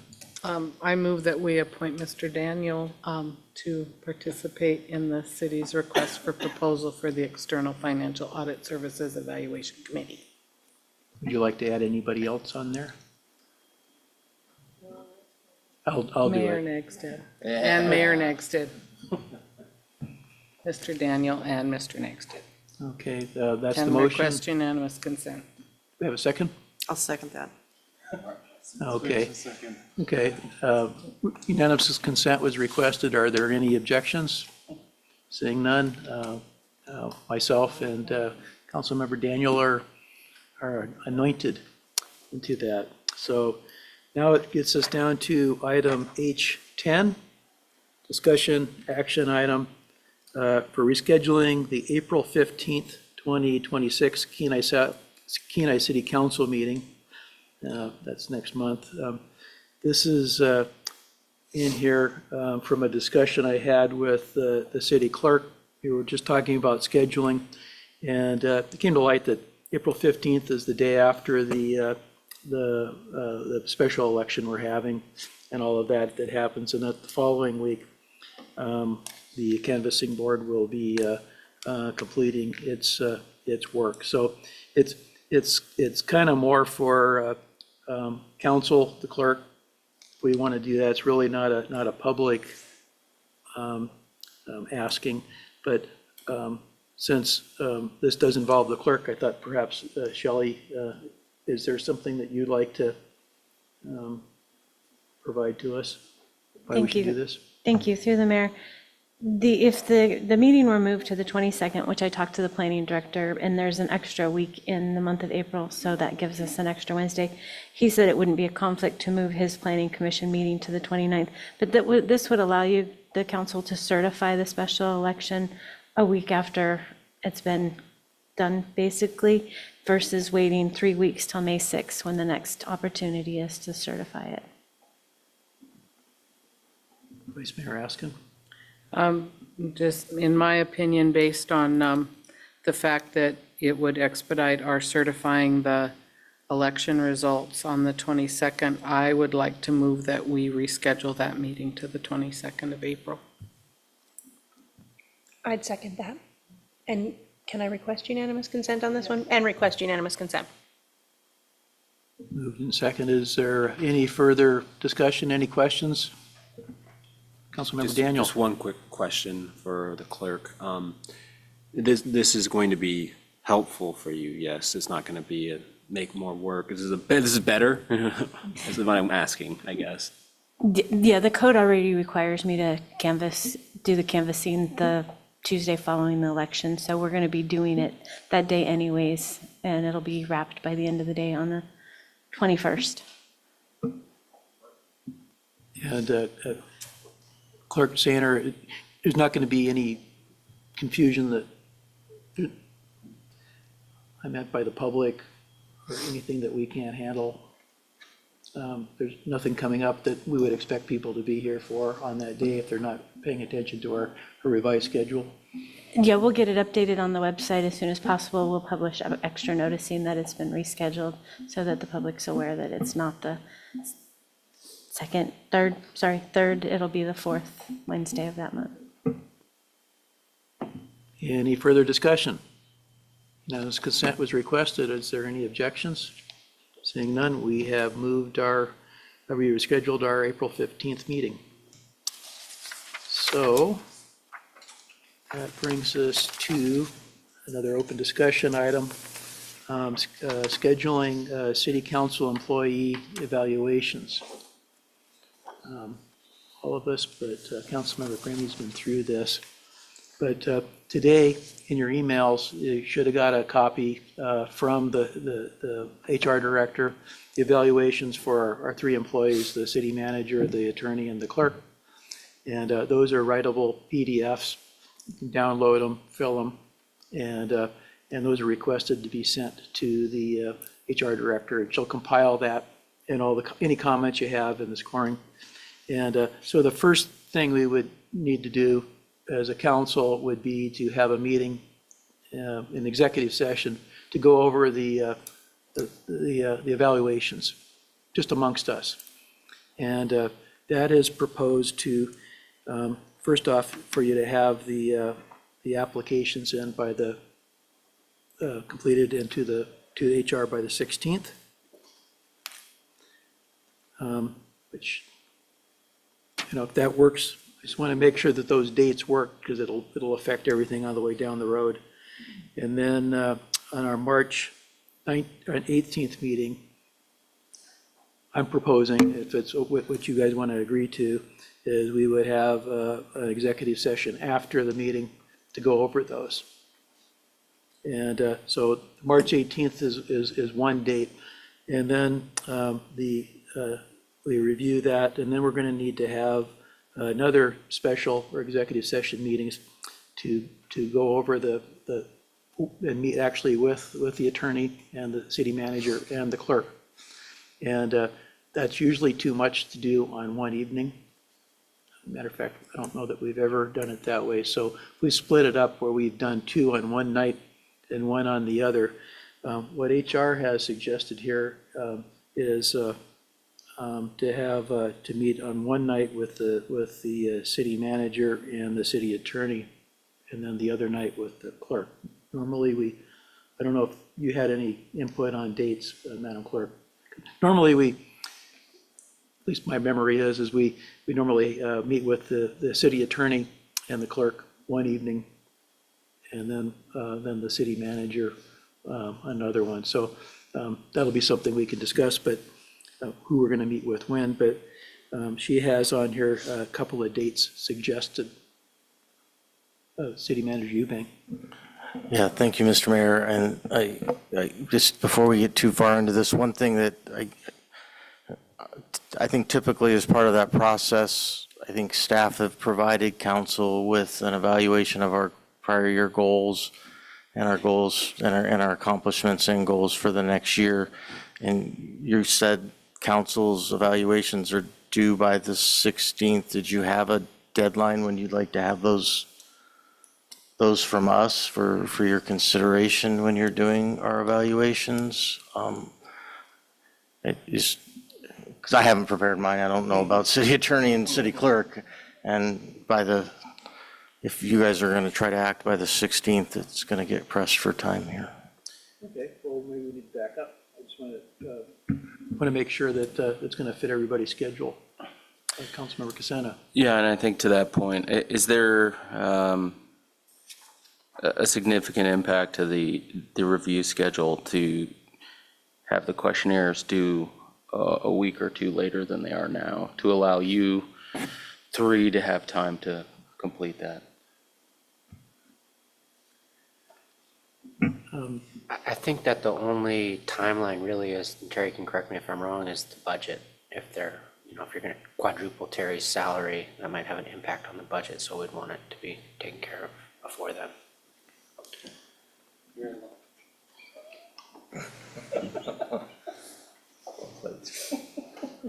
So City Manager Eubank, and I guess all 3 of you, sounds like the 16th is a little bit maybe premature, you think, to have that done with all your workloads?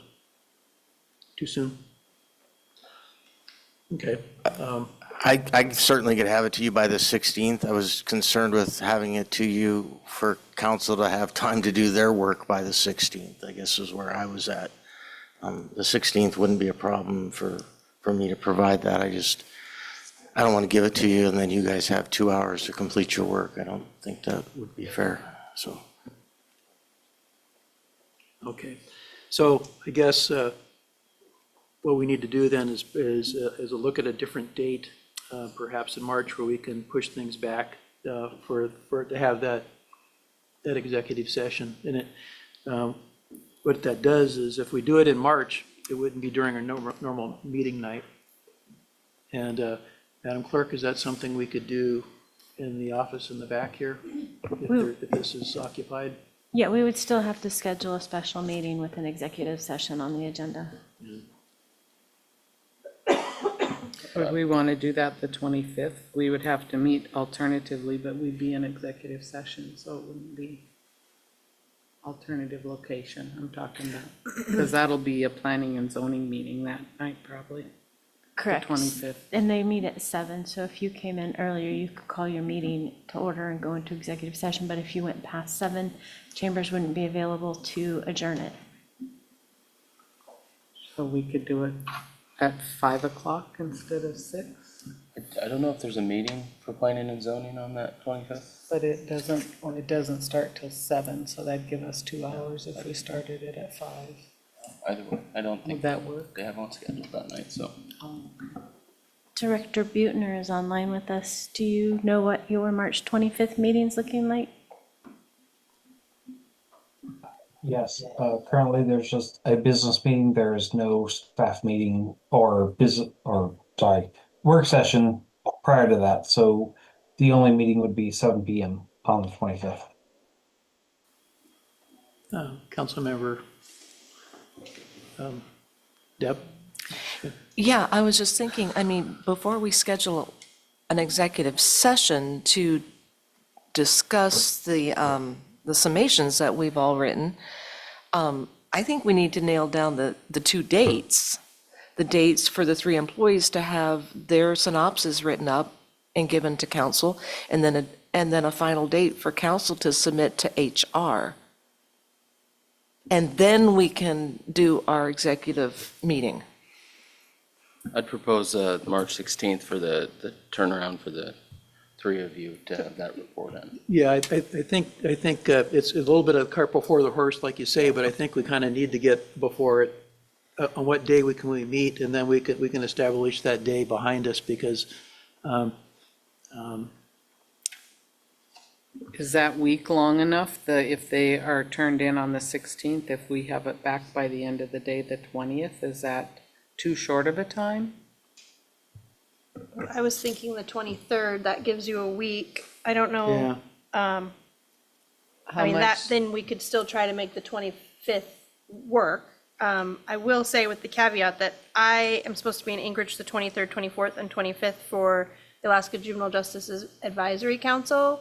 But I could, if you're landing on the meeting on the evening of the 25th, I can try to adjust my travel to be back in time to be here for that. We haven't scheduled travel yet. How much time do we need to give our HR director to consolidate everything? that'll work, because it would have worked before. I met with her in just a couple of days. She'll take, what she's going to do is take all of our comments and scorings and put those on the same form, essentially. So we'll have all that together, and that's what we're going to. Can she get that done in essentially one workday? I mean, if we're saying get it back to her by the end of the day, the 23rd, that would give her the 24th to compile it. If we're meeting the 25th, is that enough time? I don't know what kind of a project this is for her. I think she can, but then I'm going to have to ask the city manager, since she is his employee and I'm directing her work. But the way it was going to work before is we were going to have everything in by the 16th, and then we were going to have a meeting on the 18th, and that was going to work for her then. So I would say yes. Okay. And I don't know what her schedule is otherwise, you see, day to day. City Manager Eubank? I think it's in my best interest that she gets that done on your timeline. No.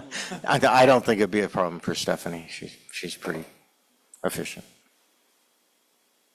Okay, so we have, what we have has to be turned in by the 23rd, and that doesn't mean that you can't turn it, oh. Ms. Petty. Go ahead. I'd like to make a comment. Thank you. Go ahead.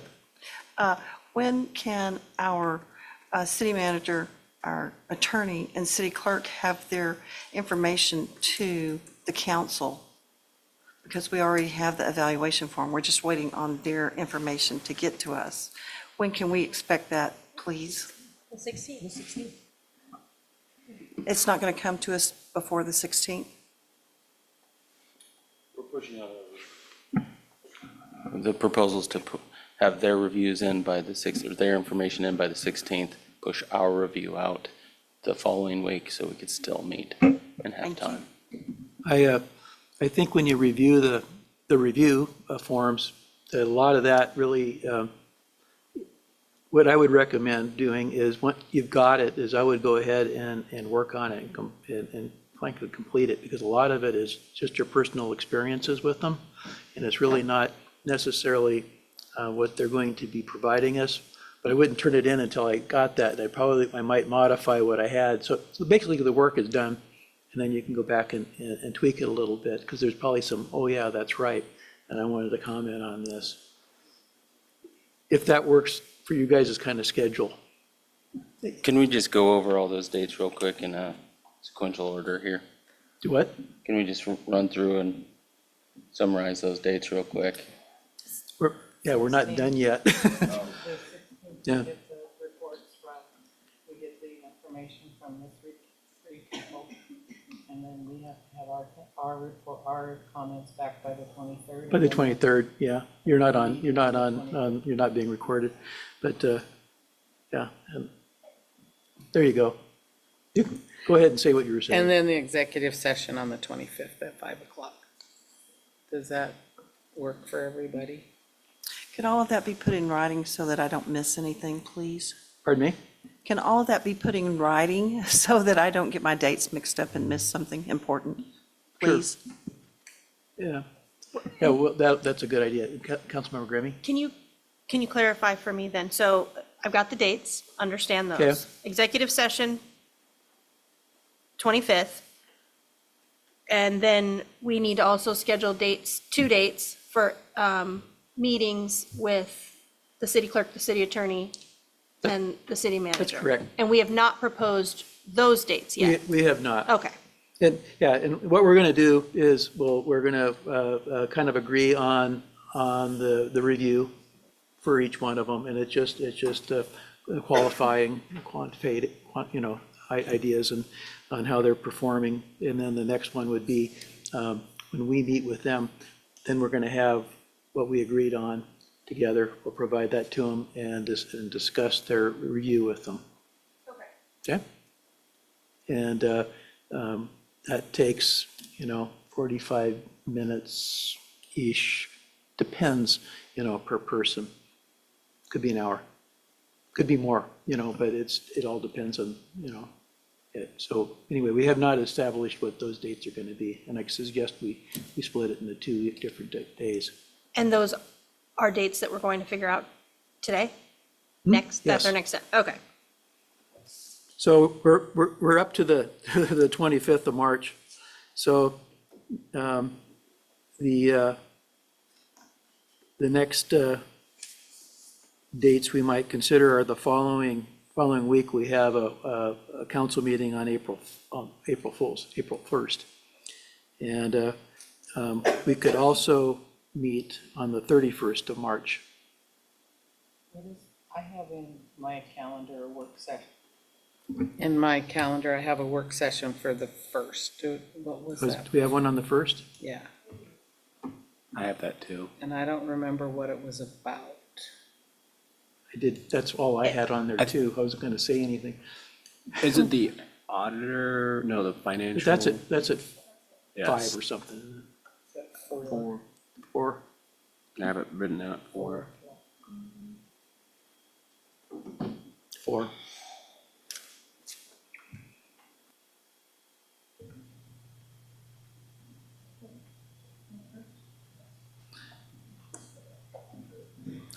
But that's before our regular meeting, and I'm suggesting we have the executive session after. So that would not be in conflict, it would just make the evening a little longer, so. And I'd suggest during our meeting night that we just have the one employee, so it'll be even shorter, but if that works, if we were to meet on the 31st. Yeah, for For 2. the other two? Meet 2 on the 31st and 1 on the 1st. Okay. Mr. Mayor, I'm scheduled to be in Sitka the week of March 30th for the Northwest Managers Conference. So I won't be here on either the 31st or the 1st. Okay. I could do it telephonically if council desired, but I won't be here in person. Then what I would propose is on April 1st, we meet with the clerk and the attorney after our regular scheduled meeting. Can we keep that to 1 that day, since we already have a? No, we're gonna, daylight, we're gonna have lots of daylight by then. I just want to give the best performance evaluation that we can possibly give our 3 employees, and so I don't want to do that after several hours of meetings already. We might be a little excited to get out of here. Well, and I would also point out that will give us something every Wednesday in March, except the 11th. And there is an extra Wednesday in April. We did move our meeting already. It's certainly not my evaluation, Mr. City Manager, but it would seem more, I don't know. I want you to have the opportunity to be here and be in person if that's something that is of value to you. I think he needs to be here also. And what I was suggesting is on the first, if we had the energy, that we would do the clerk and the city attorney, and then the city manager later, after he's back. That's a lot on that day. We needed to either do one or break it up, like the next day or next week. It's a long day for us, I think. Because we already have that audit work session in there at 4, I think maybe. That would be 4 to roughly 10 or 9 PM that day. I would also, if it's not super time sensitive, we have another regular meeting on the 15th that we've reached. Yeah, that's right. But, and then we also have then the 22nd and the 29th. If there's no urgency to have these done before May. So would you like to have use the 15th for executive session or for meeting with them? City Manager Eubank.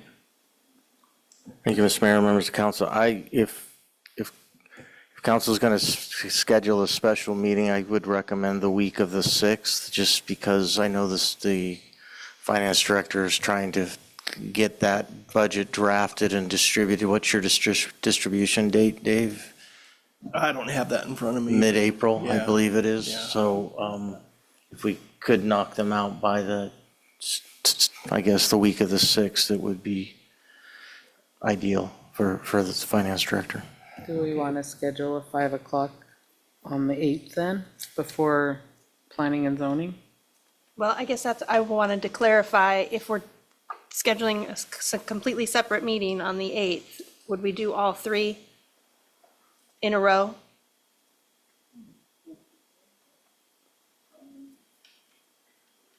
I mean, I wouldn't be, I guess, let me rephrase that. I would not be adverse to us just doing them all on the 8th if we're scheduling a special meeting already on the 8th, to do them all at the same time. I think that's a great idea. Well, I would be game for that. We've always broke it up just because it was kind of a wild card how long it was going to take. But, Remember though that the council chambers will be used at 7 o'clock, so we'd have to decide if Is we're there gonna, a better day that week, perhaps? or is there another day that week? There's I'm just What asking. we can do is start in here, but we could go into the clerk's meeting room over there, and that, we've done that in there before many times. Pardon? We have done those meetings in the conference room before. Absolutely. Yeah. Yeah. I mean, if we wanted to start here and then move, we can, or just do them all in there. Just do them Maybe all that's in there. not important. If we want to do it all one night, we can do that. Hold on a second.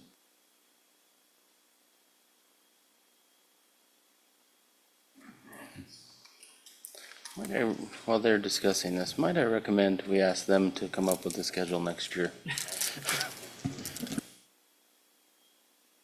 As part of the performance evaluation. I had a schedule this year, but you guys blew it all up. So that wouldn't work. Should we take a short break, or they got it?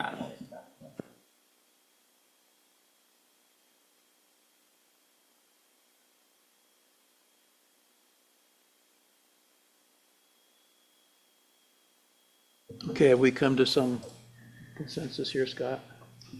Thank you, Mayor Naxted. So this has sort of always been a little bit of a fumbling process, and maybe next year we can be on our radar to have this ironed out.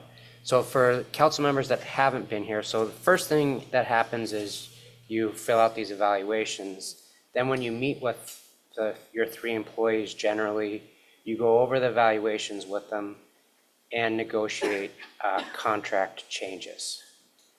And in order to, some of those changes require action. So I just want to make sure that if we're going into executive session, you have to be able to come out of executive session and take action, potentially. So if this room was full, I just want to make sure Shelley understands that where we take action. I will, not that we can't do it, or we could have the meeting somewhere else at the library, I don't know. But I think you want to be able to take action because the finance director has to know what you're doing, and he can't know that until you publicly describe it, or it's public, or that information is transferred to the finance director. Does the action that we take have to be from this specific location right here?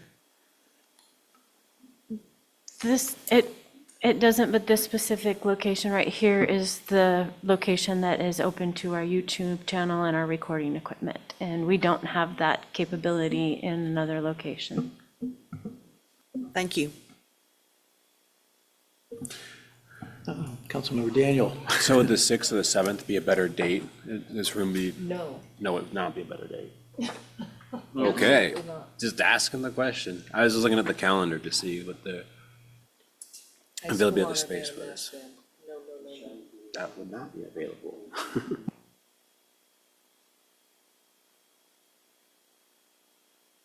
The 9th is Airport Commission.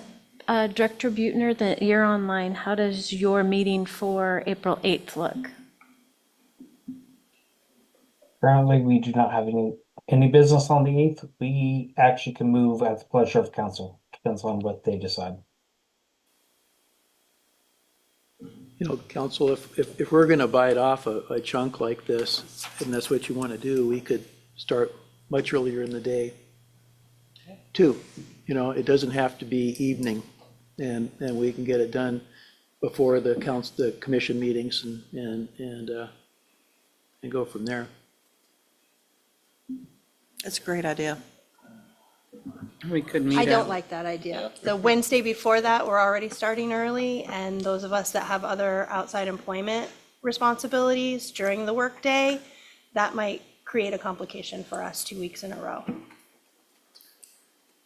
How does everybody feel about Thursday, the 9th? Airport Commission, sorry. Tuesday, the 7th. No.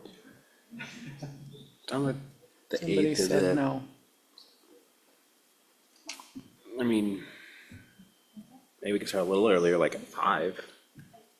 Go ahead, yes, sorry. I do believe that Director Buettner said that he could modify his schedule if you guys Yeah, wanted it's the just chambers for the fine. 8th. Am I correct, Kevin? Yes, ma'am, you are correct. Thank you, Mr. Buettner. We'll do that. 5 o'clock on the 8th. Or we could, yeah, I was gonna say, or we could do more like 5, since there's, certainly don't want anyone to feel rushed or shortchanged. Okay, I can do that. 5 o'clock on the 8th, here. Okay, What time was executive session on the 25th again? 5 o'clock. The clerk will provide us an email, right, telling us what, or invite, or whatever, however you want to do that. So, okay, so we've set the dates, so we've got the 8th, we're going to do that, and the order, we're going to do this. I don't know that it, does it matter that you're going to, Madam Clerk, you're going to have to be here for the whole thing anyway, correct? So I'd suggest we do the city attorney first, and he can go home to his family, and then city manager, and then the clerk. Is that agreeable to you three? I'm not going to ask any more questions over here. I have another question. Go ahead. Is our student representative, should he be able to participate in that for his information? That was a question we just had as a sidebar a moment ago. I don't think I understood the question.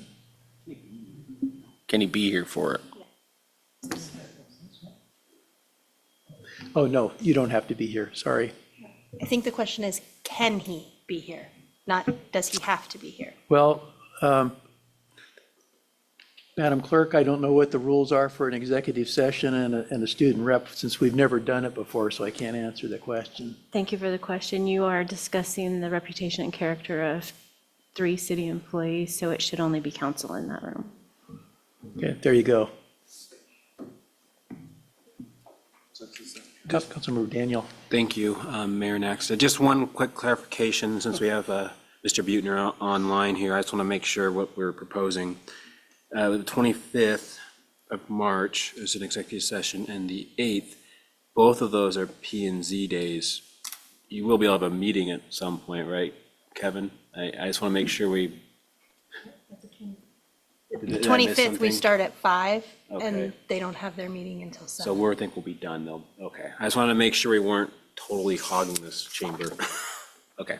Should be fine. Yes. Also, the meeting on the 25th, you guys won't be taking any action after, so if you go longer and the chambers aren't available, it will be okay not to adjourn on the record. Okay. Perfect. Oh, that's a good out. Thank you. Thank you. So we'll be all practiced up for next year when we want to organize this again, won't we? It's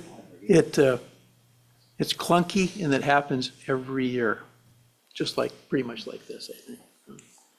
So the dates are set. Any further discussion on them? We're good? And then we'll get I would like to read them back to make sure that we have them all sure. correct. So staff reports are due on March 16th. The council evaluations are due to HR on March 23rd. The council will meet at 5 PM on March 25th to review all of the evaluations. And here, I think we changed a couple things, but there's not going to be another meeting on the evaluations until April 8th, and you're going to do all 3 of them at 5 PM. So I had the 31st, but that dropped somewhere in there, so thank you. I'm not sure where the confusion came in, Shelley. Did we not move the 16th to the 23rd? The 23rd is when the council evaluations are due. That's correct. Ours are due to you on the 16th. Gotcha. Staff Got reports it. are due on the 16th. It's complicated. Clear as mud? Okay, thank you very much. I think we've got it. We'll look forward to your sending that out to us. So that gets us down to commission reports. Council on Aging, Askin. There was no meeting. The next meeting is March 12th.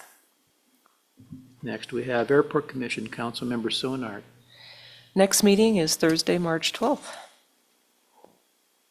Okay, next we have Parks and Recreation, Grimmy. The March 5th meeting has been canceled, so the next meeting is in April.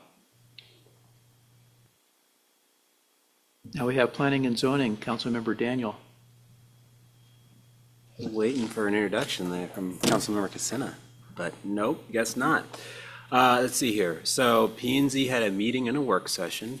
The work session, led by Mr. Buettner, basically, they went through and looked at all the different zones and condition, and what's permitted and not permitted and what's conditional use, with the intent of reviewing each zone and looking for ways to clean it up, maybe reduce some of the CUP processes, change what's available that makes sense for the actual zone, with the hope of just improving the process.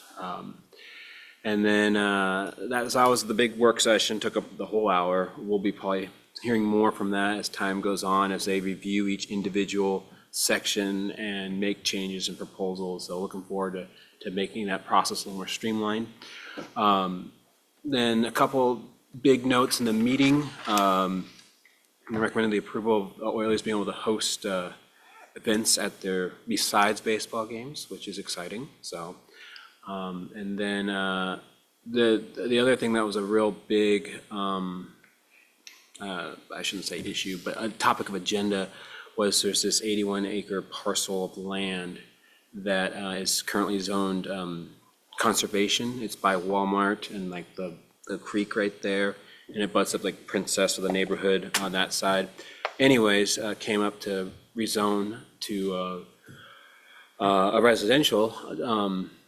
Originally it was to be suburban, I believe, but then a motion was added to change to a residential 1, RR1, to match the existing neighborhood. The intent there is to make that land available, potentially if a developer wants to come in and put some housing on it. There's only maybe like 10 to 15 acres that are actually developable, but this rezone kind of gets that first step in that right direction to get that ball rolling. So hopefully we can see some more housing development in the future. And those were the real big hot topics that night. So, always fun at P&Z. Thanks for having me do this. Thanks for covering. Thank you for that beautification commission. Councilmember Petty. Thank you, Mayor Nexted. There was no meeting, and our next opportunity will be on April the 14th. Thank you. Okay, thank you. That brings us down to the mayor's report. Be somewhat brief. I've been gone for a while, like all good Alaskans in the middle of winter. You try to get out for the cold part of winter and then come back. And, well, it was kind of cold, and now it's even colder. So anyway, had a good time, and I do appreciate Vice Mayor Askin handling the meetings for me while I zoomed in from an undisclosed location. And in 15 to 30 foot seas for the most part, but it was a big boat, so it was okay. Thank you very much for that. It was much appreciated. Today, I went to the chamber luncheon, and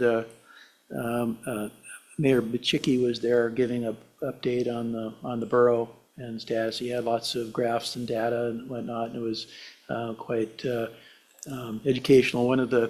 Thinking of educational, one of the main things he was talking about had to do with school funding and what it really means to fund at the cap and whatnot. These are not city issues here, but they're borough, but we all had or have kids in the school district here. And I think if you're interested in that, because it'll be discussion that's coming up again, you might want to go back and look at the chamber's recording of that anyway, and he had other important things to talk about. So I won't go on to that. The last thing that I missed and I would have liked to have attended or seen was the chamber's job shadow day that they had here this last week, and Terry's probably going to speak on that. And I did see the lineup on who talked, and we had the police department there, fire department, and planning, and perhaps some other departments. So the city was well represented. And so kudos to our city for doing that. And so that completes my report for today. So next we have administration reports. City Manager Eubank. Thank you, Mr. Mayor, members of council. A few things to report on from staffing and the recruitment portion. We are this week working on second interviews for the airport manager position.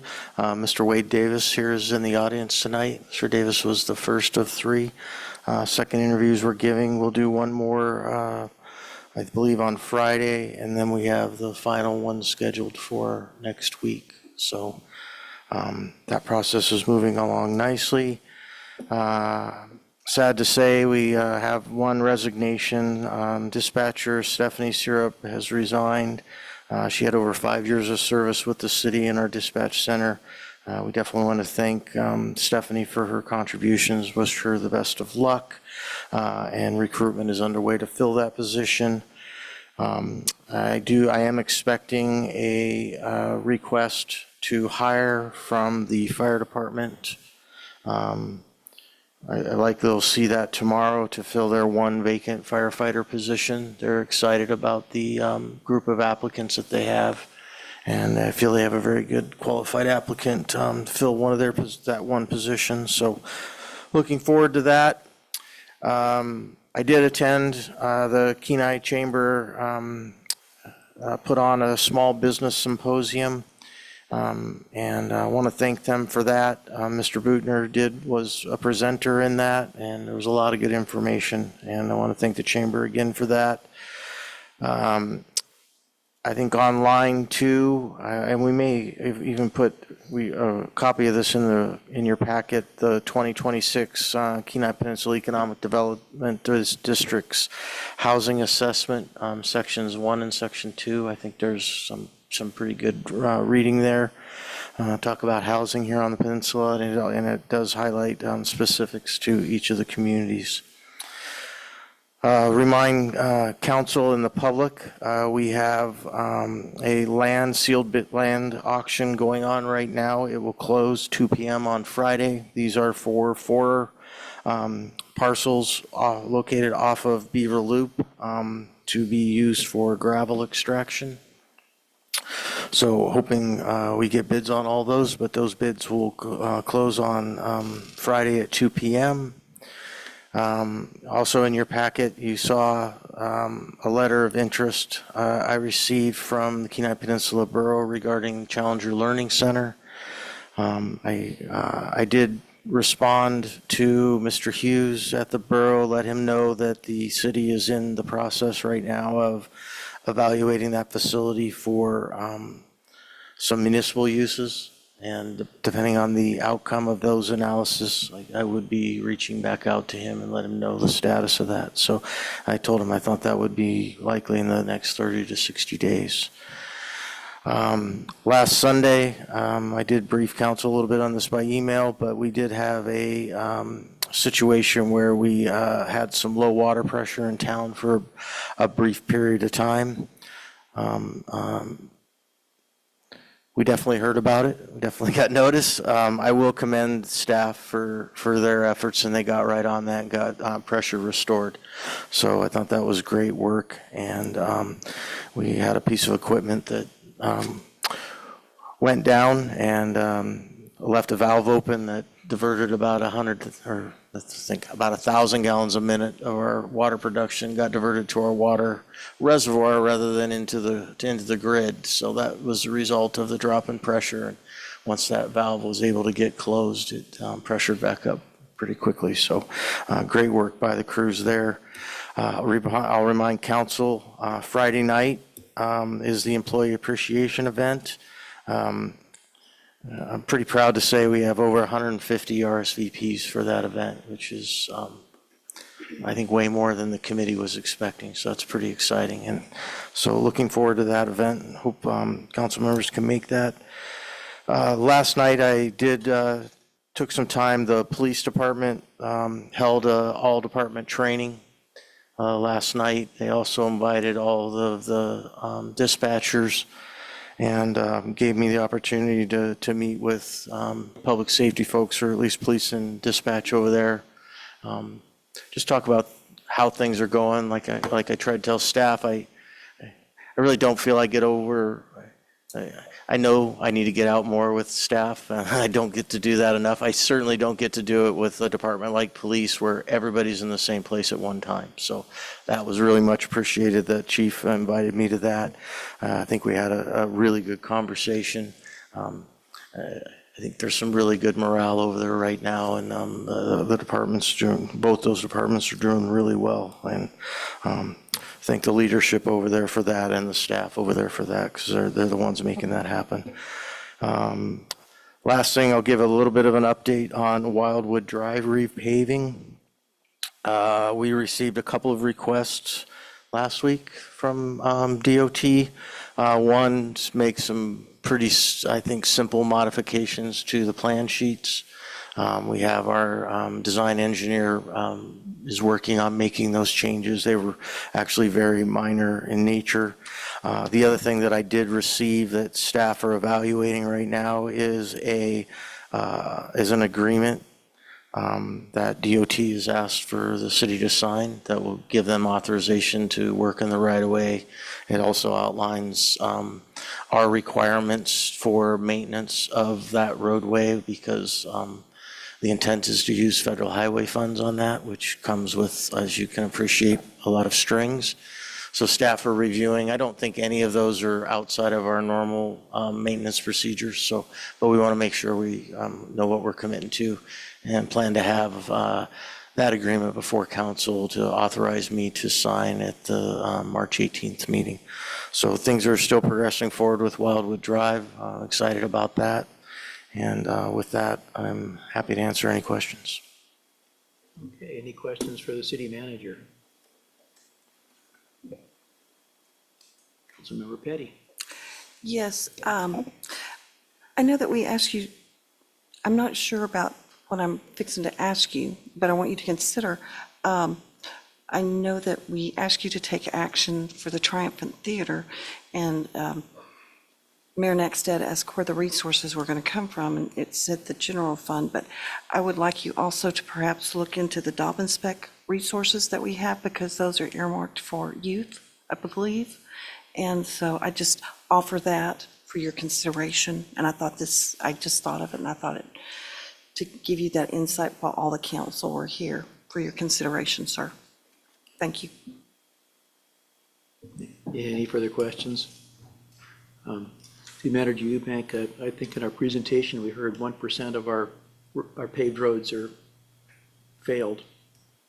And then it would appear that if we do Wildwood Drive, that maybe there won't be any failed, because that's just about 1%.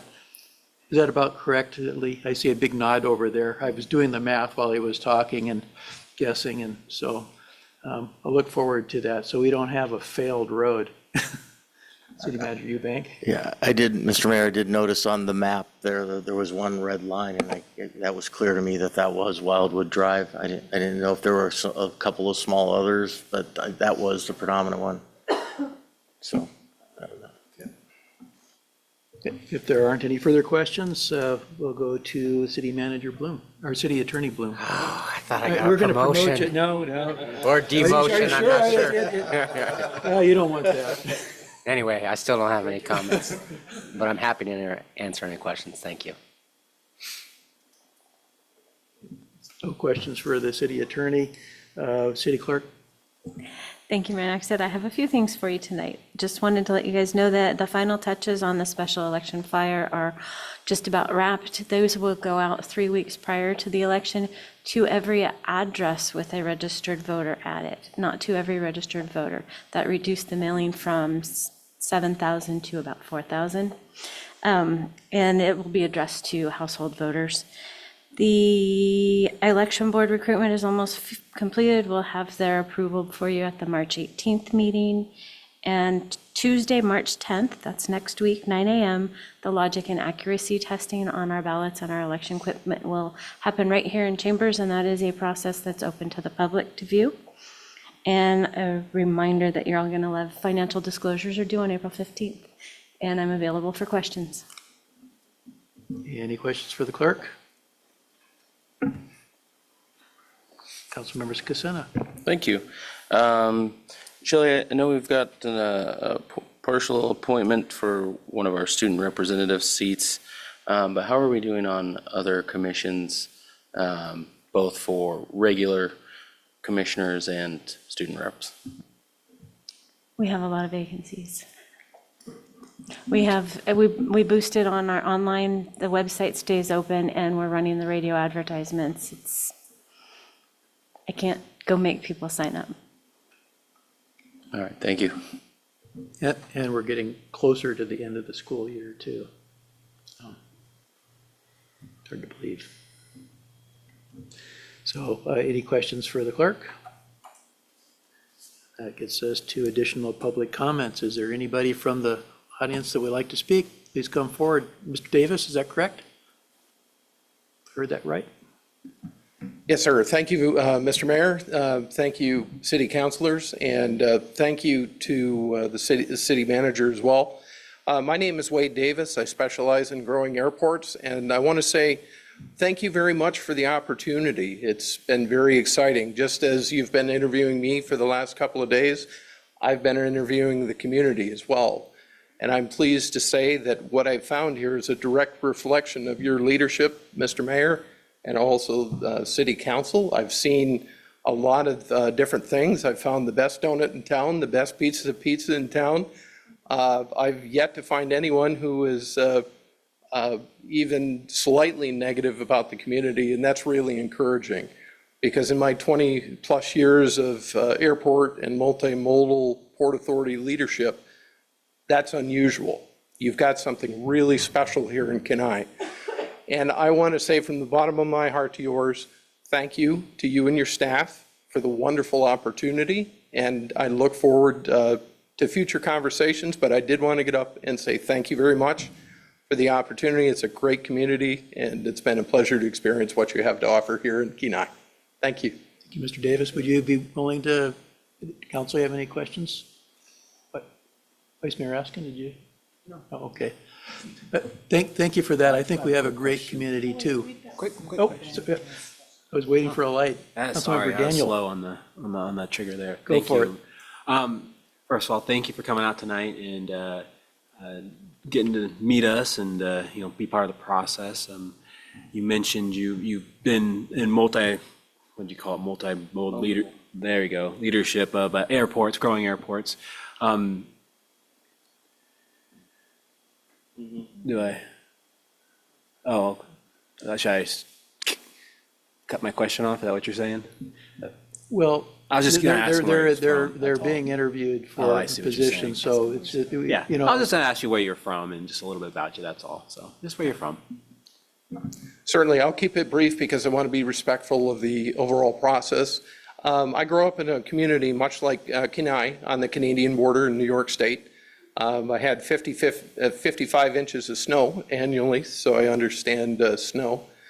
I come from a background of, I started off as a senior financial analyst for a Fortune 500 company, went to executive director of a bridge and port authority that dealt with railroads, airports, industrial parks. After that, I was in the southern environment for 2 years, and then most recently in Montgomery, Alabama after that. And it's just been a real whirlwind, and it's been very educational to see the positivity and the depth of welcomeness that's being displayed in this community. Whether it's when I talk with some of the church leaders, or whether I've talked with a realtor, for example, or whether I've talked with a gentleman at the coffee shop, you get a really positive experience that you don't necessarily see in the web or on the public information side of things. There's a lot of good folks in the community here. You already know that. It's a direct reflection of what it is you do day in, day out. So as an outsider, thank you for the opportunity. thank you. And thank you for interviewing our community too. I think that's a good point. And it also, a high point is we only get about 18 inches on average of snowfall here. So, it's hardly anything. Absolutely. And it usually goes. So again, thank for you. coming. Go ahead. I just wanted to say thank you again for the opportunity to participate in the process. And again, Terry, thank you very much for the opportunity to meet and discuss with staff. So thank you for your hospitality. Actually, it's 18 inches of liquid water. So it's still arid, but it's even more snow than that. Absolutely. Yeah. All right, thank you. Is there anybody else from the public that would like to speak at the council at this time? Mr. Navarre, you walked in just at the right time. You know, speak, state your name and city you live in. No. There it is. Thank you, Tim Navarre, 719 Sycamore, Kenai. I needed to come down today because I have a problem, but I first want to just say that I work with the homeless and I work with those less fortunate. I try to help them out in a number of different ways and that. And I had an unfortunate situation at my house where someone overdosed, and it was nice that the Kenai Fire Department and police responded and acted accordingly. And I can tell you it wasn't I was there having to do the CPR myself for over 12 minutes before somebody else showed up and could help you. But fortunately, he survived. And that's good. And I've kind of just tried to deal with things and that, but I have a homeless person the same person that had actually almost overdosed. He's homeless. I did get his car working. The police, he was behind the Kenai Mall, the old cars by job service, and they stopped him and didn't ask him for his ID or anything. And then they wanted to search his car, and he didn't want them to search his car, which I believe he has a right. But my real problem is, even if it was me and they took my car and let me go and say, here, we're taking your car, you go, they should have to tell you something or do something. He left his cell phone in there, his wallet. I've been trying to help him to get back to where he is. I actually got him a CDL, got all his certification. He worked the fires last summer. Unfortunately, he had a relapse. But now it's been Saturday morning till today, and still I had to call. I stopped by the dispatch myself and said, hey, he left so if you need to get a hold of him, call me when he can pick up his car, that kind of thing, nothing. I called back on Monday, and they told me the officer was working. He'd call me back, didn't. Wednesday, I called again, said, what's the deal? The dispatch or whoever answered the phone, I just called the local number. But they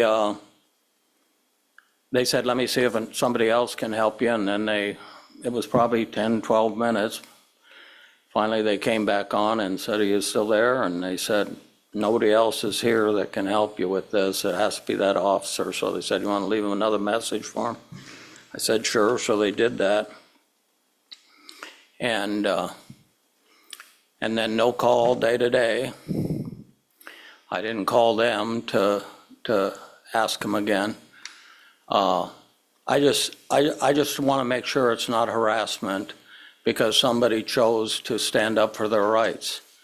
I'm about ready to hire him an attorney tomorrow so I can find out what his rights are and what the thing. But I can tell you if it was me and they let me go and didn't tell me anything or charge me with anything and they get to keep my car for 5 days already, I'd be saying, when do I get to get it back or how much rights do they have that they get to keep it? And because me or somebody else said, hey, I don't want to, you can't have a right unless you have some right to do it. And so that's where I'm concerned because they didn't even bother to call me back after I've asked them, dispatched directly right in the building, left them my number and everything, and still nothing. And, I'll give credit where credit's due, but at the same time, as a lot of you know, I've had a lot of run-ins at different issues and they don't treat you 100%. And in this case, I feel it's very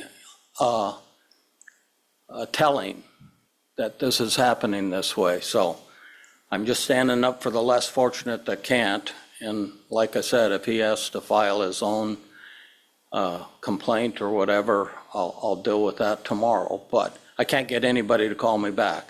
Normally I'd go see Scott, but it's an active thing, so I didn't want to create an issue. But you guys were meeting today, and I just wanted to say I'm not very happy with this outcome. If you want to hold for a second, Mr. Navar. No problem. Mr. Bloom? Yeah. And you know the rules where we don't normally go back and forth. I'll just tell you, Tim, I'll look into it, make sure somebody gets back to you tomorrow, okay? No problem. I appreciate it. And like I say, I just wanted you guys to understand that, we all have issues and that, but I like to bring to attention if somebody's being treated unfairly or wrong. And you just ask yourself, would you let them take your car for 5 days and not even when you call and say, what's going on? Nothing. That's not how the city of Kenai should operate or treat its citizens. And so that's why I wanted to make sure I brought it to your attention and see what the outcome is. But thanks for your time. Thank you, Mr. Devar. And thanks for what you Is do. there anybody from council that has any questions? Tim, thank you very much, and I know you to be a very generous person with your time and resources in our community. Thank you.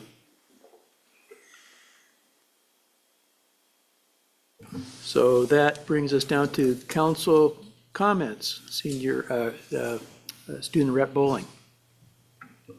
Good evening, Mayor Naxted and council members. I'll try to keep it short, but we have a bit tonight. The Kenai Central High School Nordic ski team has placed first place in state championship competitions. Over the course of the two-day event, Kenai had many athletes placing among the top 50. The top athletes among them include Chase Laker with a total time of 34 minutes and 21 seconds and a ranking of 3rd overall. Fletcher Dar with a total time of 37 minutes and 12 seconds and a ranking of 18th.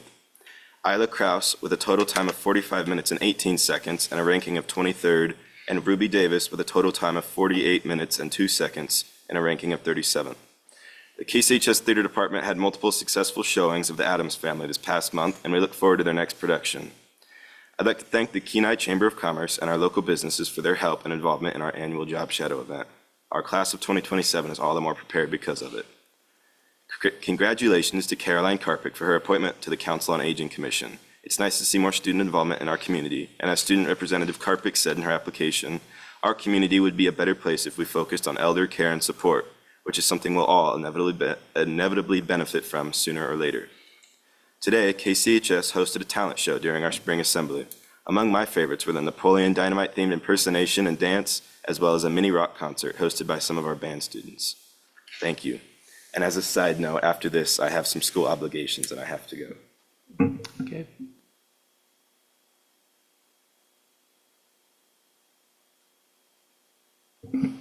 Yeah, thanks. I just wanted to congratulate Carolyn Karpick to their new role as a student rep to the Council on Aging. I think it's pretty cool to see more people volunteering for things, especially students, future junior mayors, and celebrities. So, and then I also had the opportunity to spend 4 days last week with Stephanie Randall and Eric Jean at the APRA Public Entity Risk Management Seminar. And so that was a great opportunity for, I think, us collectively to, hear good techniques for just general risk management for organizations, but also a cool opportunity to get to know two of our employees who I think do pretty phenomenal work overall. So, yeah, that's all I got for tonight. Very good. Councilmember Petty. Thank you, Mayor Gabriel. That is not the mayor that I thought that I should have It's spoke. quite okay. It's just, I've been called worse. that was a compliment, I want you to know. That was a compliment. Mayor Naxted, I beg your pardon, excuse me. Like the investments that we have for that we appropriated tonight for that gas storage opportunity, and our consultants, I'm very thankful that the council saw fit to invest in our future by the matching grant for the Triumphant Theater, which our whole community and our youth will be greatly benefited from. So that ends my comments, and thank you for all the great work that we did tonight. Thank you. Thank you for that. Councilmember Daniel. Thank you, Mayor Naxted. I almost did it too. A couple things. First off, I want to thank the Finance Department and Mr. Eubank for doing the popular annual financial report. I really appreciate that document. It makes it a little easier, in my opinion, for the public to consume it. At least it's easier for me to consume it. And I guess, the mayor does have a little letter in here too, so I'll thank him as well. But no, I really appreciate you guys putting that together. That's a lot of work, and I think it's a good benefit to the public. Also, thank you to the Public Works Department with that water outage, getting that sorted. That was quick. By the time the phone started ringing on my end, it was already resolved. So good work to you guys. I really appreciate the quick response and the communication on that. That was very appreciated. And that's all I have for tonight. Thank you, Councilmember Stonar. Thank you, Mayor Nexted. I'm looking forward to the Employee Appreciation Dinner Friday night, and happy spring break, everybody. Okay, Vice Mayor Askin. Thank you, Mayor Nexted. Congratulations to our ski team, and thank you to our staff for everything you guys do. And I don't have anything else exciting, so happy spring break. It's that time of year. Councilmember Gremme. I had the opportunity to participate in Love of Reading Day at Mountain View Elementary last Thursday. Got to read one of my favorite books from when I was a kid and when my children were little, Cloudy with a Chance of Meatballs. And survey says book's better than the movie. Kids all agreed. It was fun to spend a little bit of time in an elementary school classroom. I am looking forward to attending a Crafternoon event at the library tomorrow with my daughter. And I am also looking forward to the Employee Appreciation event on Friday. And I want to congratulate Kenai Middle School wrestlers. They really performed phenomenally at the tournament in Tanana. And lastly, I'm looking forward to basketball at KCHS this weekend. They are hosting the 3A South Central Conference girls and boys basketball regionals and cheer regionals this weekend. And our teams are ranked first and second in the region. So it's going to be some good games. Okay, thank you for your comments. We have no executive session.